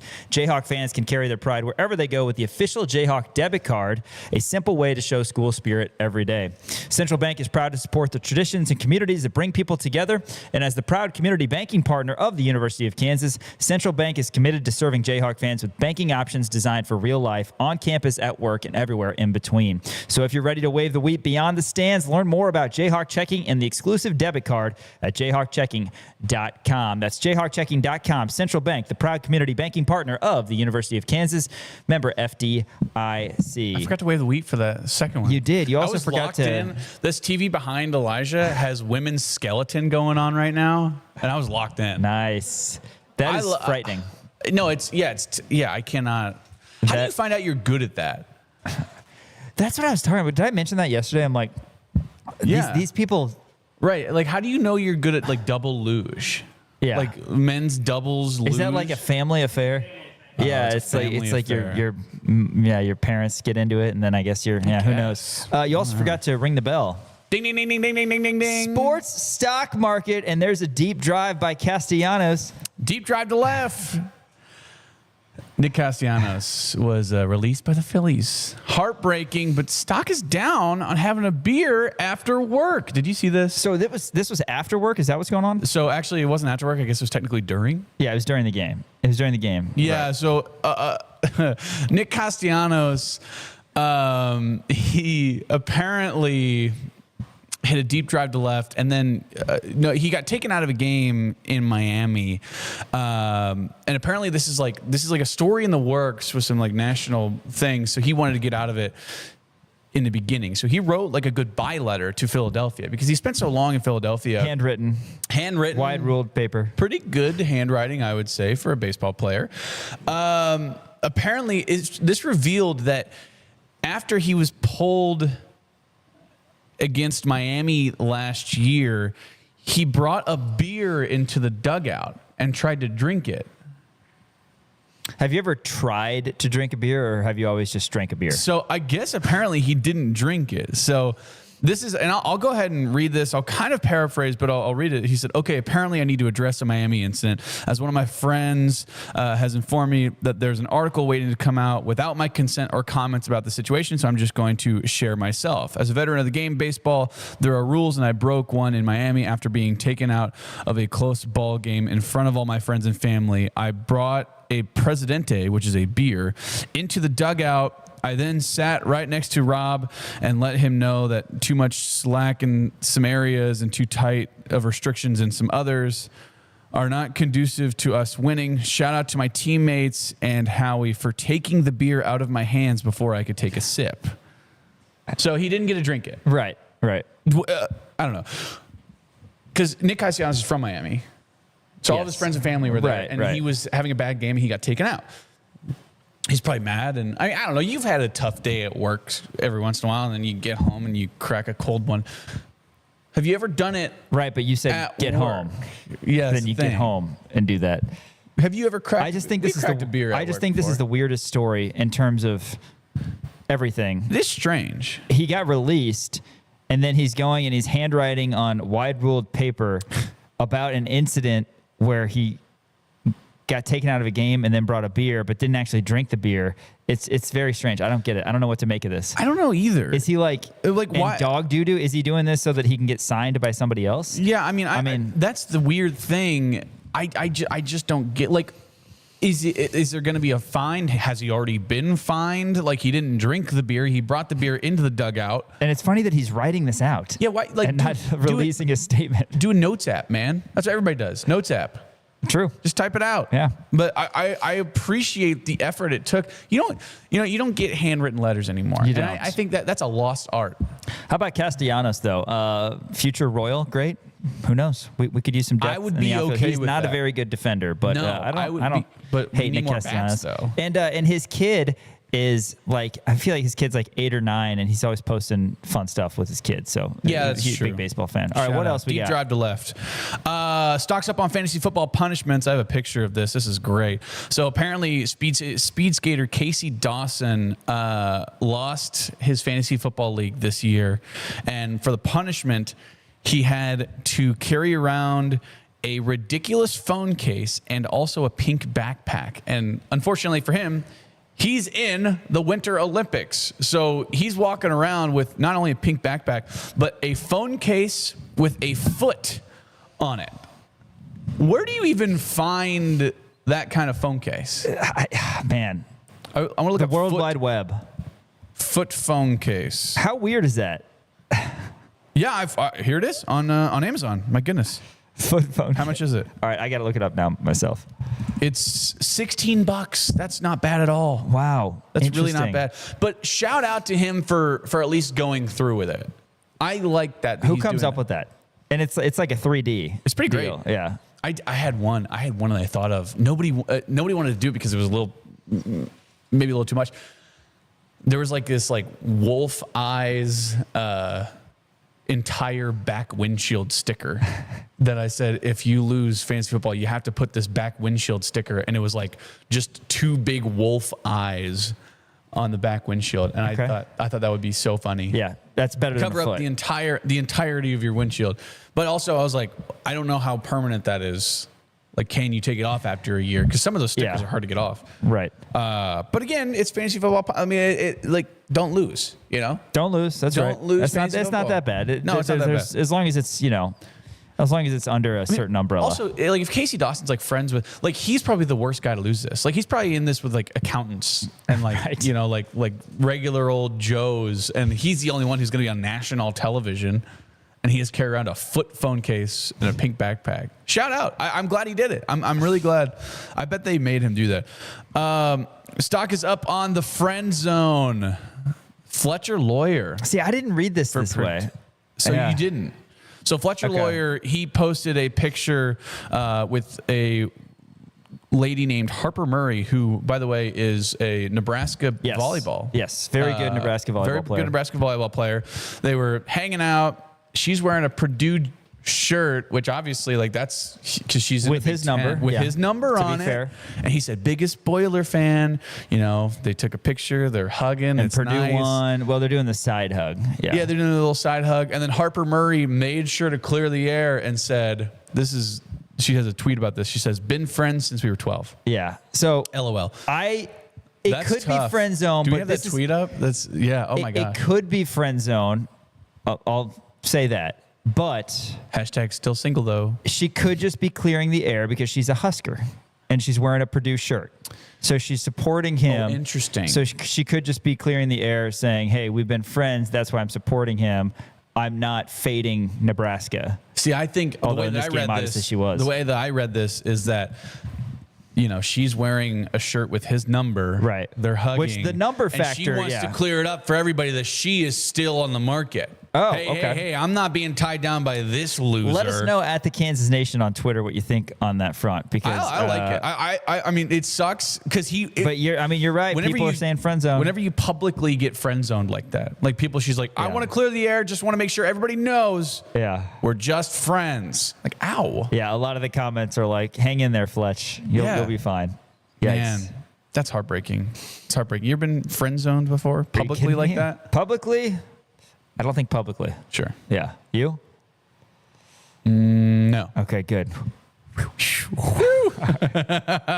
Hey, stock's down on teammates. This is awesome. I don't know, awesome is the right word. So, French biathlete Julia Simon, she winds up winning the biathlon in the Winter Olympics, gets a gold medal. She's 29 years old. And apparently there's some controversy surrounding her over the last couple of years. So the 29-year-old French biathlete, Julia Simon, she was convicted of committing credit card fraud against one of her national teammates back in October. And she was handed a 3-month suspended prison sentence and a $17,000 fine. Apparently, she was found to have used the bank card of France teammate Justine Braziaz-Boucher to spend more than $2,380. She was also found guilty of using the team's physiotherapist's card to make purchases back in 2021 and 2022. So she is a serial credit card stealer. Oh, my God. With her teammate and also the physiotherapist of the French biathlete team. She got a 3-month suspended prison sentence, a big fine, and she's still allowed to not only compete in the Winter Olympics, but win the gold medal in the biathlon. You know what her teammate got? Her teammate was also in the Winter Olympics. She finished 80th. Yikes. Are they still friends? That's what I want to know. I can't imagine they are. And you know what she did after she won? Oh, no. She did she shushed the crowd. Shushed the haters? She shushed the crowd saying, you stole your teammate's credit card. Man. You can't do it. I mean, that's like... Shout out to Doug Gottlieb. Would he steal a teammate's credit card? He did back, because he started his career. That, he started his career, and Chris Courtwright, who I know is watching, he remembers this. Gottlieb started his career at Notre Dame, and he, I think, got kicked off the team or made the decision to transfer, went to Oklahoma State because he had stolen some items from a roommate. Whoa. By the way, I do want to give him his flowers while I bring up that story. Green Bay is way better this year than they were last year. And why is that? I don't know. No, like they got good before he stopped his sports talk show. Okay. But yeah, I mean, that's probably a factor. He's focusing a little bit more on the head coaching. But yeah, shout out to him on that front. But yes, he had, look it up, Doug Gottlieb, Notre Dame. That has been my biggest, Doug Gottlieb's whatever. He's fine at his job, the radio job. I've always thought he's kind of hated KU a little bit. He's always had a weird bias against them, obviously, because the shorts on backwards thing, and he played in the Big 12 or whatever. And that's fine. My biggest criticism of him, and people know how critical I am of Doug Gottlieb, was the fact that he's a Division I head coach, and he still was like, no, I still want to keep my 3-hour-a-day radio talk show. Yes. It's like, no, dude, you got to pick one or the other. I was thinking for your birthday, I am going to get you life-size cutouts of everybody that the mainstream media doesn't like, and then you slide right into the mainstream media. So media. Dak Prescott. Well, that's not a hot take. No, none of it's hot takes. That's what I'm saying. They're unbelievably cold takes that you align yourself with. I get you. Dak Prescott, Bronny James, Shadur Sanders. I like Bronny James. Shadur Sanders, Shadur's just bad. Doug Gottlieb. There's like 10 guys that it's like if the mainstream media has a problem with them, Dan Courtwright also has have a problem with it. Yes, but it's not because the mainstream media told me. Shadur is at the top of the list. It used to be Bronny. That's the thing. I just don't like. I didn't like the fact that Shadur's jersey got retired. Well, yeah, and I also didn't like. I didn't. Do you think his dad being the coach put a factor in that? Oh yeah, I also didn't love the fact that he made custom New York Giants jersey or New York Giants cleats because they were projected to have the number 1 overall pick, and he was like calling his shot essentially. Yeah, that's not a good look. I'm trying to think of who else you don't like. But to be fair, he's a Pro Bowler. That's true. He is a Pro Bowler. Thank you for admitting that. So you know what? Fine. I'll give him one more here. One more. Stocks up on the Mountain West. North Dakota State. You hear about this? I did. Good for them. North Dakota State, they're going to be bumping up. This needed to happen. Shout out to Carson Wentz. This needed to happen. Former Chief, right? Shout out to Trey Lance. Yes. Former but he didn't play San for the Francisco Chiefs. 49er. Focused on our Chief family. Former Cowboy great. Is he somewhere else now? Chargers? Is he with the Chargers? I want to say. That's right. That sounds right. The San Diego, LA football Chargers. Former number 3 overall draft pick in the NFL draft, Trey Lance. Yeah, good for them, though. That's awesome. But here's the thing. I'm almost going to push back on this. Just to be a contrarian. I know you love a good pushback. Just to be, yeah, I do. You love a good pushback. Is it a pushback to, it's actually pushback to next week. Yes, I do love a good pushback. North Dakota State. Now, granted, this worked for JMU, right? James Madison was, killing everybody in FCS, and they made the jump up. Now they're in the Sun Belt, and they wound up going to the college football playoff, which is great. But North Dakota State, I mean, they have 16 national championships at the FCS level? Is that right? That's a guess. I'm assuming that's around there. Shout out to L. Evans as well. Shout out to L. Evans and Jory Collins, former assistant coach at KU and former head coach at Emporia State. Stingers up. Why wouldn't you just stay?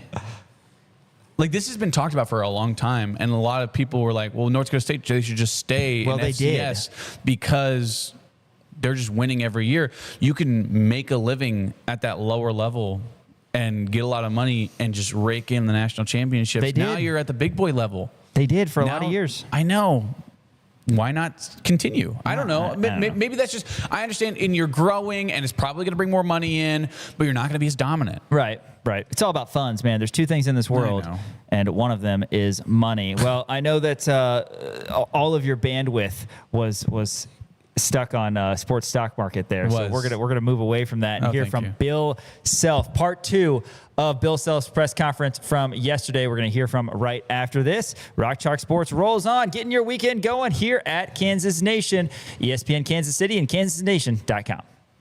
Hey, this is Cole Ballard, and you're watching KansasNation.com. Jayhawk fans, if you haven't started to follow Kansas Nation on social, now is the time. Facebook, Instagram, X, it's Kansas Nation, and online at KansasNation.com for the latest news and information on your Kansas Jayhawks. Interviews, news conferences, daily and weekly shows, podcasts. Find it all at Kansas Nation and KansasNation.com. KansasNation.com is presented by Game Day Men's Health Lawrence. Step up your game with Game Day Men's Health Lawrence. This is SSJ. Winter in Kansas City doesn't mean your lawn takes a break. It means smart homeowners get a head start. Let David and his crew from Custom Lawn and Landscape prepare your yard for a greener, healthier spring with winter fertilization, soil conditioning, and pre-emergent treatments that stop weeds before they start. Because when the snow melts, you don't want to start fixing your lawn, you want to already be winning. Trust Custom Lawn and Landscape, treating your yard now so it looks incredible later. Visit CustomLawn.com to schedule your winter services today. Haney and the Hawks is presented by Jefferson's with 2 Lawrence locations. Home of the best wings in town, 21 signature sauces. You got to check them out. But if wings aren't your thing, how about a burger? They hand patty their certified Angus beef every single day. Also, hand bread their tenders. They make their ranch in-house. There is truly something for everybody at Jefferson's. Go see my buddy Brandon Graham and the entire crew at Jefferson's, either on Mass or Wakarusa in Lawrence, Kansas. I'm Justice Finkley. You're watching KansasNation.com. Rock Chalk.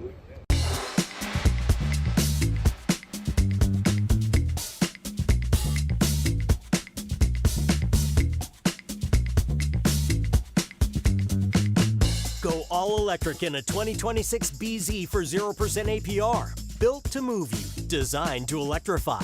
Low APRs for 2026 Camry and Tundra models.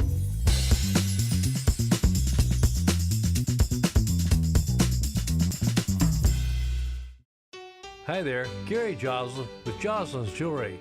I'm not the class ring company. I'm a mom and pop jewelry store for 42 years. We were recently voted the gold medal #1 jewelry store in the greater Kansas City area by Ingram's Magazine. Come see us at Joslin's Jewelry, 9529 Antioch.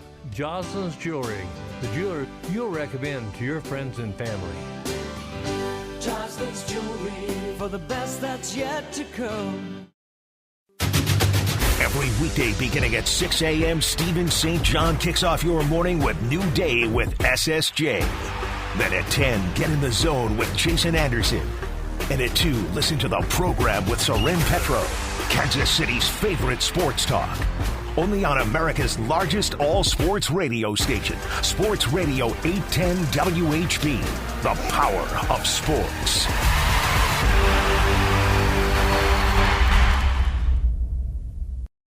I'm Kenny Logan Jr. and you're watching KansasNation.com.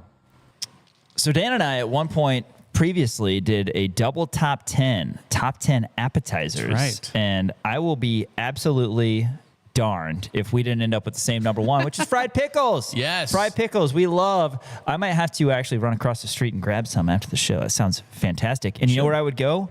Jefferson's downtown. Man, Jefferson's. And it's not just the fried pickles. Fried pickles are great, but their wings are fantastic too. The mango habanero, my favorite of the mango habanero. Those might not be your style. They got barbecue, they got buffalo, lemon pepper dry rub. That one is great too. Also great burgers, great atmosphere. You talk about all the dollar bills that are colored on.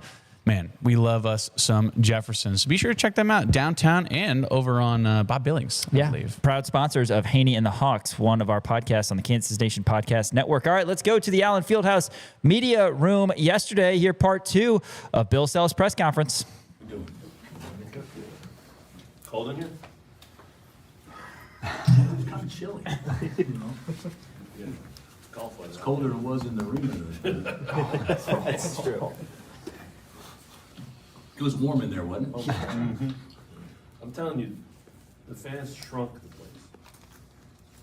They were so into it. Everybody stood the whole game, and their intensity, they just crowded the court. I've never seen it like that. They shrunk the building. It's incredible. I'm done. If we had another chair, Have you gone back and looked at the tape? And to me, it looks like your team played with a ton of heart and just almost like they weren't going to lose that game. Well, I don't know if it was, there's still a great chance that things won't go your way when you play hard. But yeah, guys played great, and they played hard and played tough for the most part. And I was obviously very proud of them, and I think that they felt good about themselves. Beating a terrific team. But, we also understand that was Monday. today's Thursday. So there's still bigger things out there, even though that was big at the moment. You've talked in the past about how competing for the conference feels different now because you don't play everyone home and away, and in fact, the number of teams you do get to play home and away is getting fewer and fewer. How valuable is it now when you do get a chance to play 2 times with a good team like this? I don't know. I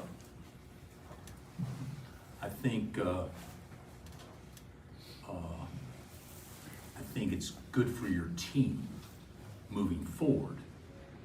I don't know it makes for the best odds to have success in winning the league, because a lot of winning the league, usually the best team wins it. There's no doubt about that. But there's times that the schedule can skew things to give certain teams maybe a little bit more of an advantage than others, and we have benefited from that in other years. So you get Durant at home instead on the road. So that's part of it. But I think playing Iowa State twice and Arizona twice or Houston twice in the last 2 years, if I'm not mistaken, I don't think that is negative. But when you play those type of teams, the chance to go 6-0 aren't very good either. So I'm curious. We don't see him at practice, and obviously had a lot of health issues this year. Do you think there's another level to Darren's athleticism or burst that we haven't seen because of some of the stuff that's happened this year? I don't know that there's another level of burst than the play he made in the first half against BYU. Yeah, the BYU game is this is I'm not a social media guy, but I have gotten on X and read some of the things and narratives that are out there about him, and it's really not remotely true. The thing about it is, when you're honest, people don't believe you. And when you tell and you don't comment on it, people create their own narratives. And you know what? I do the same thing about things I don't know about. Well, it must be this, geez, it has to be that if they're not going to talk about it. But here's the bottom line. Was his hamstring legit? Hell yes. Would you have risked injuring it more in November? No. Was his cramping legit? Yes, positively it was. Did he turn his ankle bad to the point where he couldn't practice for 9 days and then practice 1 day to play BYU? Yes. And that was adrenaline kicking in the BYU game. And then, of all things, he gets sick. And this is what blows my mind. Well, he didn't play because he's sick, isn't a big deal. But he didn't play because he was sick when he didn't play the other games, added together becomes a big deal in people's minds. He's got a string of bad luck. But was he sick? Yeah, he's sick enough he couldn't practice. But he said he was still gonna give it a run. Yeah. And he came to shoot around and he gave it a run. And he went out before and he gets lightheaded, and I walk in and the doctor says, Bill, you're not going to be able to go. But the negative is that people saw him out there. What could have happened between being out there and not playing? Yeah. Bottom line is he was just trying to see if he could go. I mean, if he wanted to run from it or hide from it, he wouldn't have gone out there. So the narrative is BS in many ways. I'm not sure. Load management, this kid hadn't talked about that one time. Or anything. Load management, geez, that's when you play 4 games in 7 days. That's not when you play, 1/2 a week or anything like that. So those aren't true. The narratives have at least some of the ones I saw are inaccurate. But the whole thing is it's true. He's really sick. Is he better today? Yeah, he was out there yesterday. Was he full speed? No. Was he full speed today? No. I'm hoping he can be closer to full speed tomorrow, and hopefully he can be full speed on Saturday. But that's what he's dealing with, and it's a lot, I would think, when you're 19 years old and you're dealing with everybody having a narrative about everything that's going on, or you're sitting on the bench and you got heat warmers on your legs or whatever, and now everybody's got a narrative about a heat warmer. I mean, but that's what he's dealing with, and that's the world he's getting ready to enter. The narratives have been accurate. And I also wanted to ask, I mean, you've talked a lot about Florey's defense, and you've seen a lot of great defensive players come through Kansas. Do you see any similarities with him and Doak and the way they play on the defensive end? No. I do see similarities in Doak was so athletic that he could switch ball screens, late clock, and stuff like that, but not to the level that Florey can. You know, he was a really, really athletic, 7 foot, 250-pound dude. Florey's not near that big, but shot blocking, Florey's a better shot blocker. There's no doubt about that. But Florey was a bigger post presser just because he's so physically big. But I think that there's some similarities in that they're both really good at it, but they were both different in how they did it.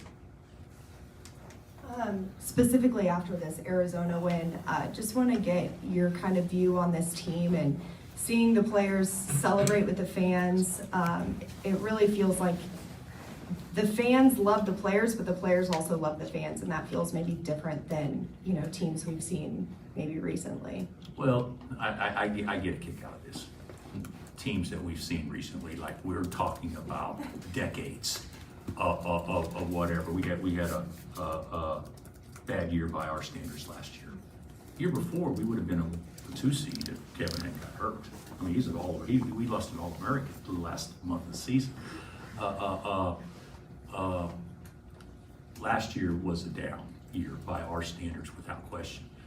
You know, we still had an average year by a lot of standards, but it wasn't Kansas levels year. I also think that so much of this, and I talked about this with our guys. One wasn't a vocal guy. KJ wasn't a vocal guy. Hunt was a vocal guy in controversial type ways, which made everybody have an opinion on him. You know, isn't it amazing about the media and social media? You want people to be opinionated and expressive, and then when they are and things don't work out perfect, now it's time that we can really cash in on those guys. Hunt was great. He was a great, unbelievable teammate. Took less than, probably made 30 cents on the dollar here compared to what he could make anywhere else. People don't know that. That's the fact.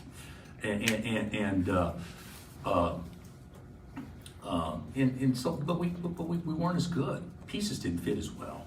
The guys still loved KU and they still tried hard. But trying hard with personality looks different. And this team's got personality.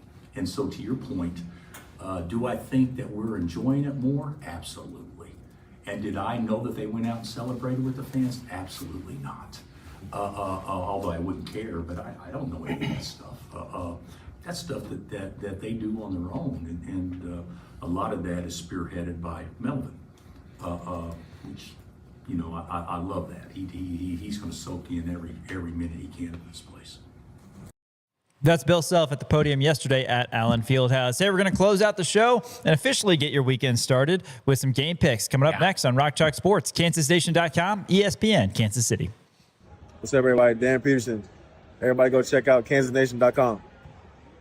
Jayhawk fans, if you haven't started to follow Kansas Nation on social, now is the time. Facebook, Instagram, X, it's Kansas Nation, and online at KansasNation.com for the latest news and information on your Kansas Jayhawks. Interviews, news conferences, daily and weekly shows, podcasts. Find it all at Kansas Nation and KansasNation.com. KansasNation.com is presented by Game Day Men's Health Lawrence. Step up your game with Game Day Men's Health Lawrence. Listen up, guys. A new year is coming, and you deserve to feel your absolute best. Whether you're chasing peak performance, trying to reignite intimacy, or simply want to feel your best, Game Day Men's Health Lawrence is your calling. Situated in a plush man cave setting, their services for testosterone replacement therapy, erectile dysfunction, vitamin therapy, and weight loss are sure to give you the boost you need. Make an online appointment today by searching for Game Day Men's Health Lawrence. Step up your game in 2025 with Game Day.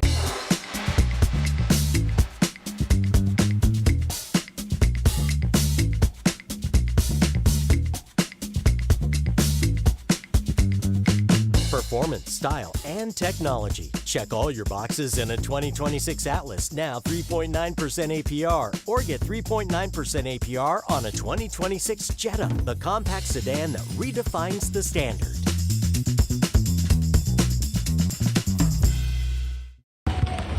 Hey, what's up, Chuck Nation? Roby Dunga here, and make sure you check out the new KansasNation.com. Go Chuck. Haney and the Hawks is presented by Jefferson's with 2 Lawrence locations. Home of the best wings in town, 21 signature sauces. You got to check them out. But if wings aren't your thing, how about a burger? They hand patty their certified Angus beef every single day. Also hand bread their tenders. They make their ranch in-house. There is truly something for everybody at Jefferson's. Go see my buddy Brandon Graham and the entire crew at Jefferson's, either on Mass or Wakarusa in Lawrence, Kansas. Hey there, I'm Mick Schaefer. I'm Greg Gurley. And this is Between Two Fountains. It's not an original name for a podcast, but it's our name, Greg. Love it. A lot of time and effort went into that name, and that's all we got. As far as you know. Hey, we're going to talk about our 2 favorite topics, Kansas City area sports and nonsense. That about covers it, right? I'll handle the nonsense.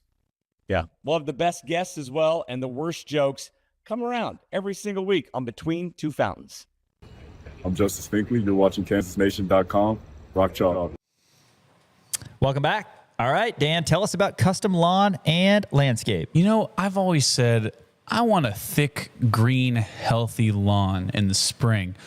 And if you've ever thought that same thing, then the work starts now. January and February, they're prime time for custom lawn and landscape to treat, protect, and prepare your yard before growing season hits. Winter services spots, they fill up fast, so be sure to call them or check out customlawn.com. Now's the time to lock in your treatments for your spring lawn program. Like I said, you can book now online at customlawn.com. Custom Lawn and Landscape, your best lawn starts here. Customlawn.com. All right, nice. Let's talk. Okay, you like that? That's good. Yeah, a little synergy. Nice. By the end of the week, we got it back. We should harmonize it, right? You go high, I'll go low. Okay. Right? Customlawn.com. That wasn't as good. It's good, right? All right. It sounded like the Eagles. That was not as good. Okay, we're going to talk KU Iowa State. Daniel gave his game pick, but the matchup against Iowa State tomorrow, 191-69, the all-time series, the Jayhawks and the Cyclones. They have beaten Iowa State more than they've beaten any other team except K-State. As Kansas has beaten K-State more than any other team has beaten any other team in college basketball history. At Hilton, obviously, it's much closer.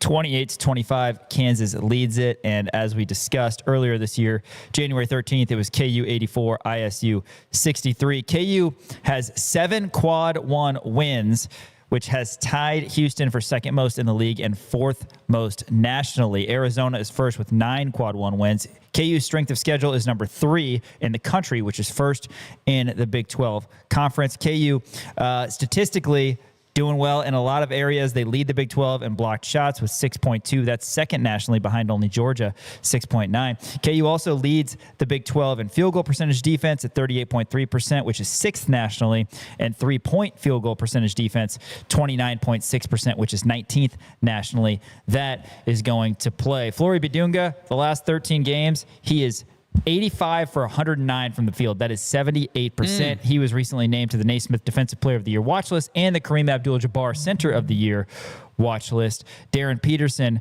named to the Wooden Award late midseason watch list and the Jerry West Shooting Guard of the Year midseason top 10 list. Trey White, 5 double-doubles. A lot of upward trajectory from other guys as well, including Bryson Tiller, who has been fantastic. All right, Dan, let's get into this before the noon tip tomorrow. 10:30 coverage will start, KU Iowa State. Let's get into some top 25 game picks tonight and tomorrow. I love that. There is a game tonight In Madison, Wisconsin, fresh off a win in Champaign against a top 10 team in Illinois. They get another top 10 team, this time at the Kohl Center. Wisconsin home dogs plus 1.5, over under 147.5. I literally just watched it change. Michigan State popping back and forth. They were a 2.5 point favorite. All of a sudden, it changed to a 1.5 point favorite. Now it's at minus 120. It's at plus 100 for the 1.5 points. So now is when you either push or take. Wisconsin's been playing some good ball, man. Michigan State, I don't know. Would you say this is probably their best team since maybe the Cassius Winston years? I've been high on them this year. You have been. And they are coming off a loss to Minnesota, too. So they're going to need a win. So they're pressing. Are they... Let me. It's literally the battle of emotions. Wisconsin gets a top 10 road win. Michigan loses to an unranked team. Right. And I'm not as tied into the Big Ten standings. I would imagine Michigan State is up there, probably either tied or maybe second place in terms of Big Ten standings. We should look that up because Michigan only has one loss. And Michigan State's got three. Oh, yeah. wow. Okay. So Michigan State, Nebraska, and Purdue are all 10-3, and Illinois is 11-3 behind Michigan, who's 13-1. So you're not looking at I mean, obviously there's still a chance, right? Michigan could drop a couple, and Michigan State needs to win these. But you're at Wisconsin, that's going to be really tough, and Wisconsin's coming off of a big time win. Give me Wisconsin here. And I'm going to take the point. You're going to take the point. You're going to play it safe. Plus 1.5. Plus 1.5. Playing it safe. All right, good to know. All right, number 18, St. Louis. They're a wagon this year. They head to the Windy City to take on Loyola Chicago. St. Louis is minus 18.5, over under 155.5. 18.5, such a giant line, and you're at Loyola Chicago. I just don't like anybody who's over like a 14.5 point favorite on the road anywhere is just super tough. So give me Loyola Chicago here to cover. All right. And then Miami of Ohio, the lone undefeated team in the country right now after KU beat Arizona. They're ranked number 23. They are minus 9.5 at home against the Bobcats of Ohio, over under 163.5. You're not going to like this. Ohio right now. I love it already. They're 221st in KenPom. They have a not good offense and a terrible defense. They're 13-12 right now in the MAC. I think they go into, was it Oxford? That can't be right. Oh, is that what Greeny said? Yeah, I think so. Yeah, why is it not Miami? I don't get that. I think there's some guy's name. No Maybe way. His name of a tribe. That sounds right. I think it was the name of a tribe. I got it. What town is Miami of Ohio? Oxford. Yeah, that's great call. Great call. Thank you. I don't get it. Why is it called Miami of Ohio? Where's Ohio University? I got to look this up. Ohio University is in Athens. Athens, Ohio. That's right. I actually knew that. I'm going to go ahead and do Ohio. This is my hot take. This is my hottest. Don't take my advice, by the way. Ohio wins. Money line plus 390. Wow. Miami is going to be pressing. Didn't you just give their terrible KenPom numbers? I did. Okay. I certainly did. That's why I said you're going to hate this. It is named for its location near the Miami Valley, in turn named after the Miami people. So tribe. I was right. Look at that. How about the Red Hawks? They take their first loss. They take their first loss. Look at you, man. You were right on both of those things. Yeah. I'm proud of you. So maybe you're going to be right on Ohio. We have to wait and see. All right, we'll go to tomorrow's ranked games in Durham. Number 4, Duke, hosting number 20, Clemson. Clemson been one of the hottest teams in the country. Yeah. Duke's minus 12.5, over under 133.5. Clemson's been on a hot streak. Duke is still kind of limping after that North Carolina loss.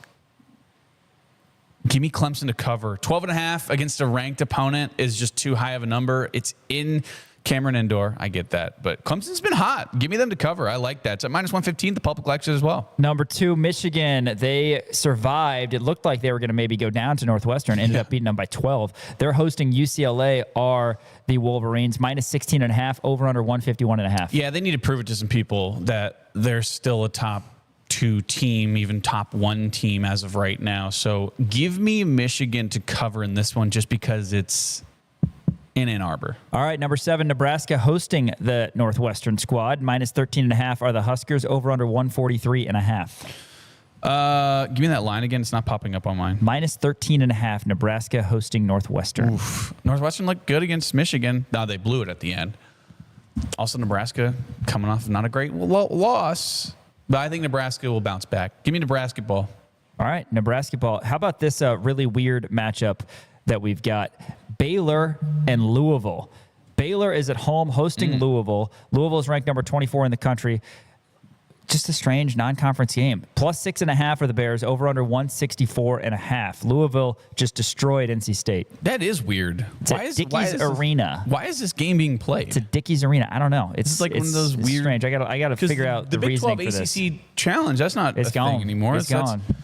Very, Neutral very site strange. showdown over at Dickies Arena, site of the first couple rounds, by the way, the NCAA tournament 2022. I'm high on Baylor, man.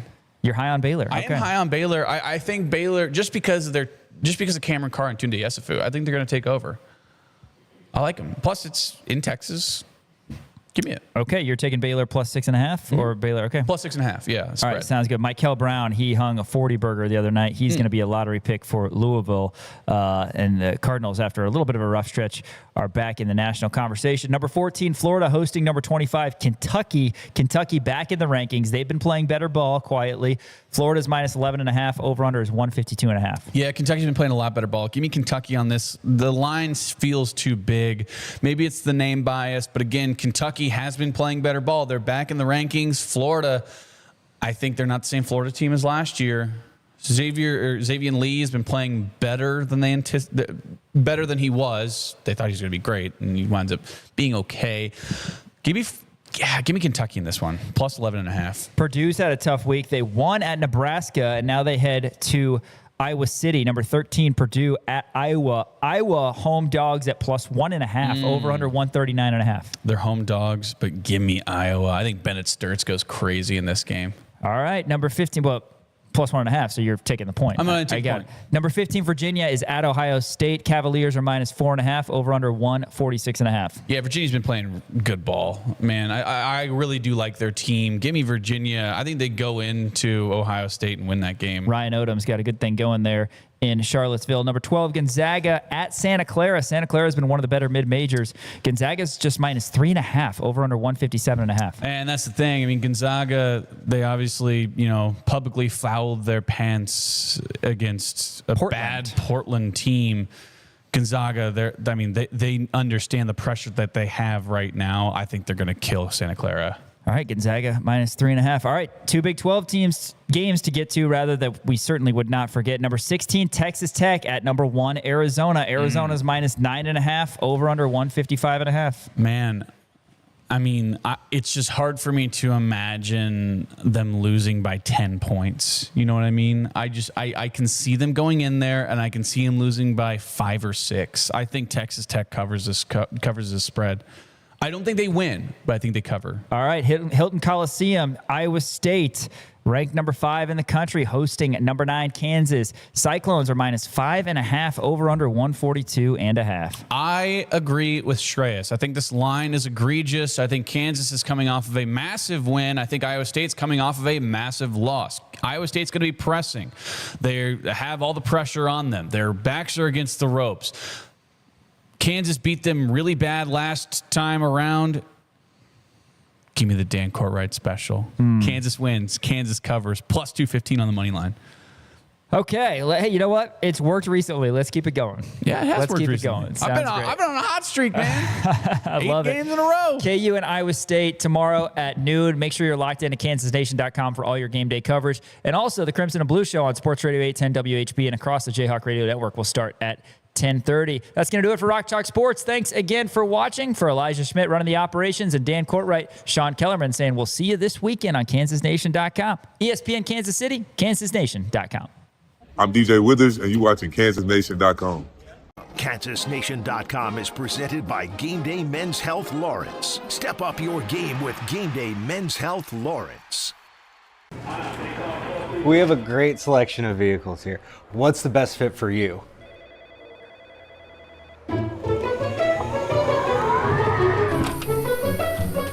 Maybe something a little smaller. Maybe just a little bigger. Getting closer. Perfect. Come experience the Chrome difference. Hi there, Gary Joslin with Joslin's Jewelry. I'm not the class ring company. I'm a mom and pop jewelry store for 42 years. We were recently voted the gold medal #1 jewelry store in the greater Kansas City area by Ingram's Magazine. Come see us at Joslin's Jewelry, 9529 Antioch. Joslin's Jewelry, the jeweler you'll recommend to your friends and family. Joslin's Jewelry for the best that's yet to come. Hey, what's up, Chuck Nation? Roby Dunga here, and make sure you check out the new KansasNation.com. Watch out. Hey there, I'm Mick Schaefer. I'm Greg Gurley. And this is Between Two Fountains. It's not an original name for a podcast, but it's our name, Greg. Love it. A lot of time and effort went into that name, and that's all we got. As far as you know. Hey, we're going to talk about our two favorite topics, Kansas City area sports and nonsense. That about covers it, right? I'll handle the nonsense. Yeah. We'll have the best guests as well and the worst jokes come around every single week on Between Two Fountains.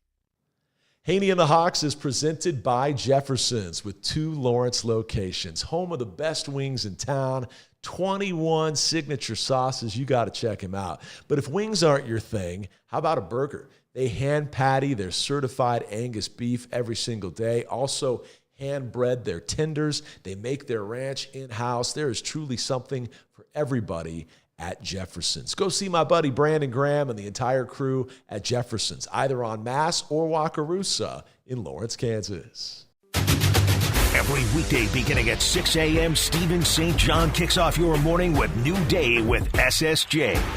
Then at 10, get in the zone with Jason Anderson.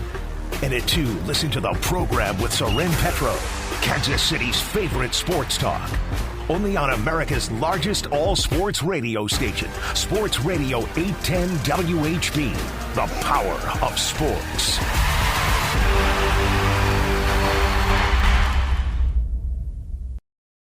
Hey, this is Cole Ballard, and you're watching KansasNation.com.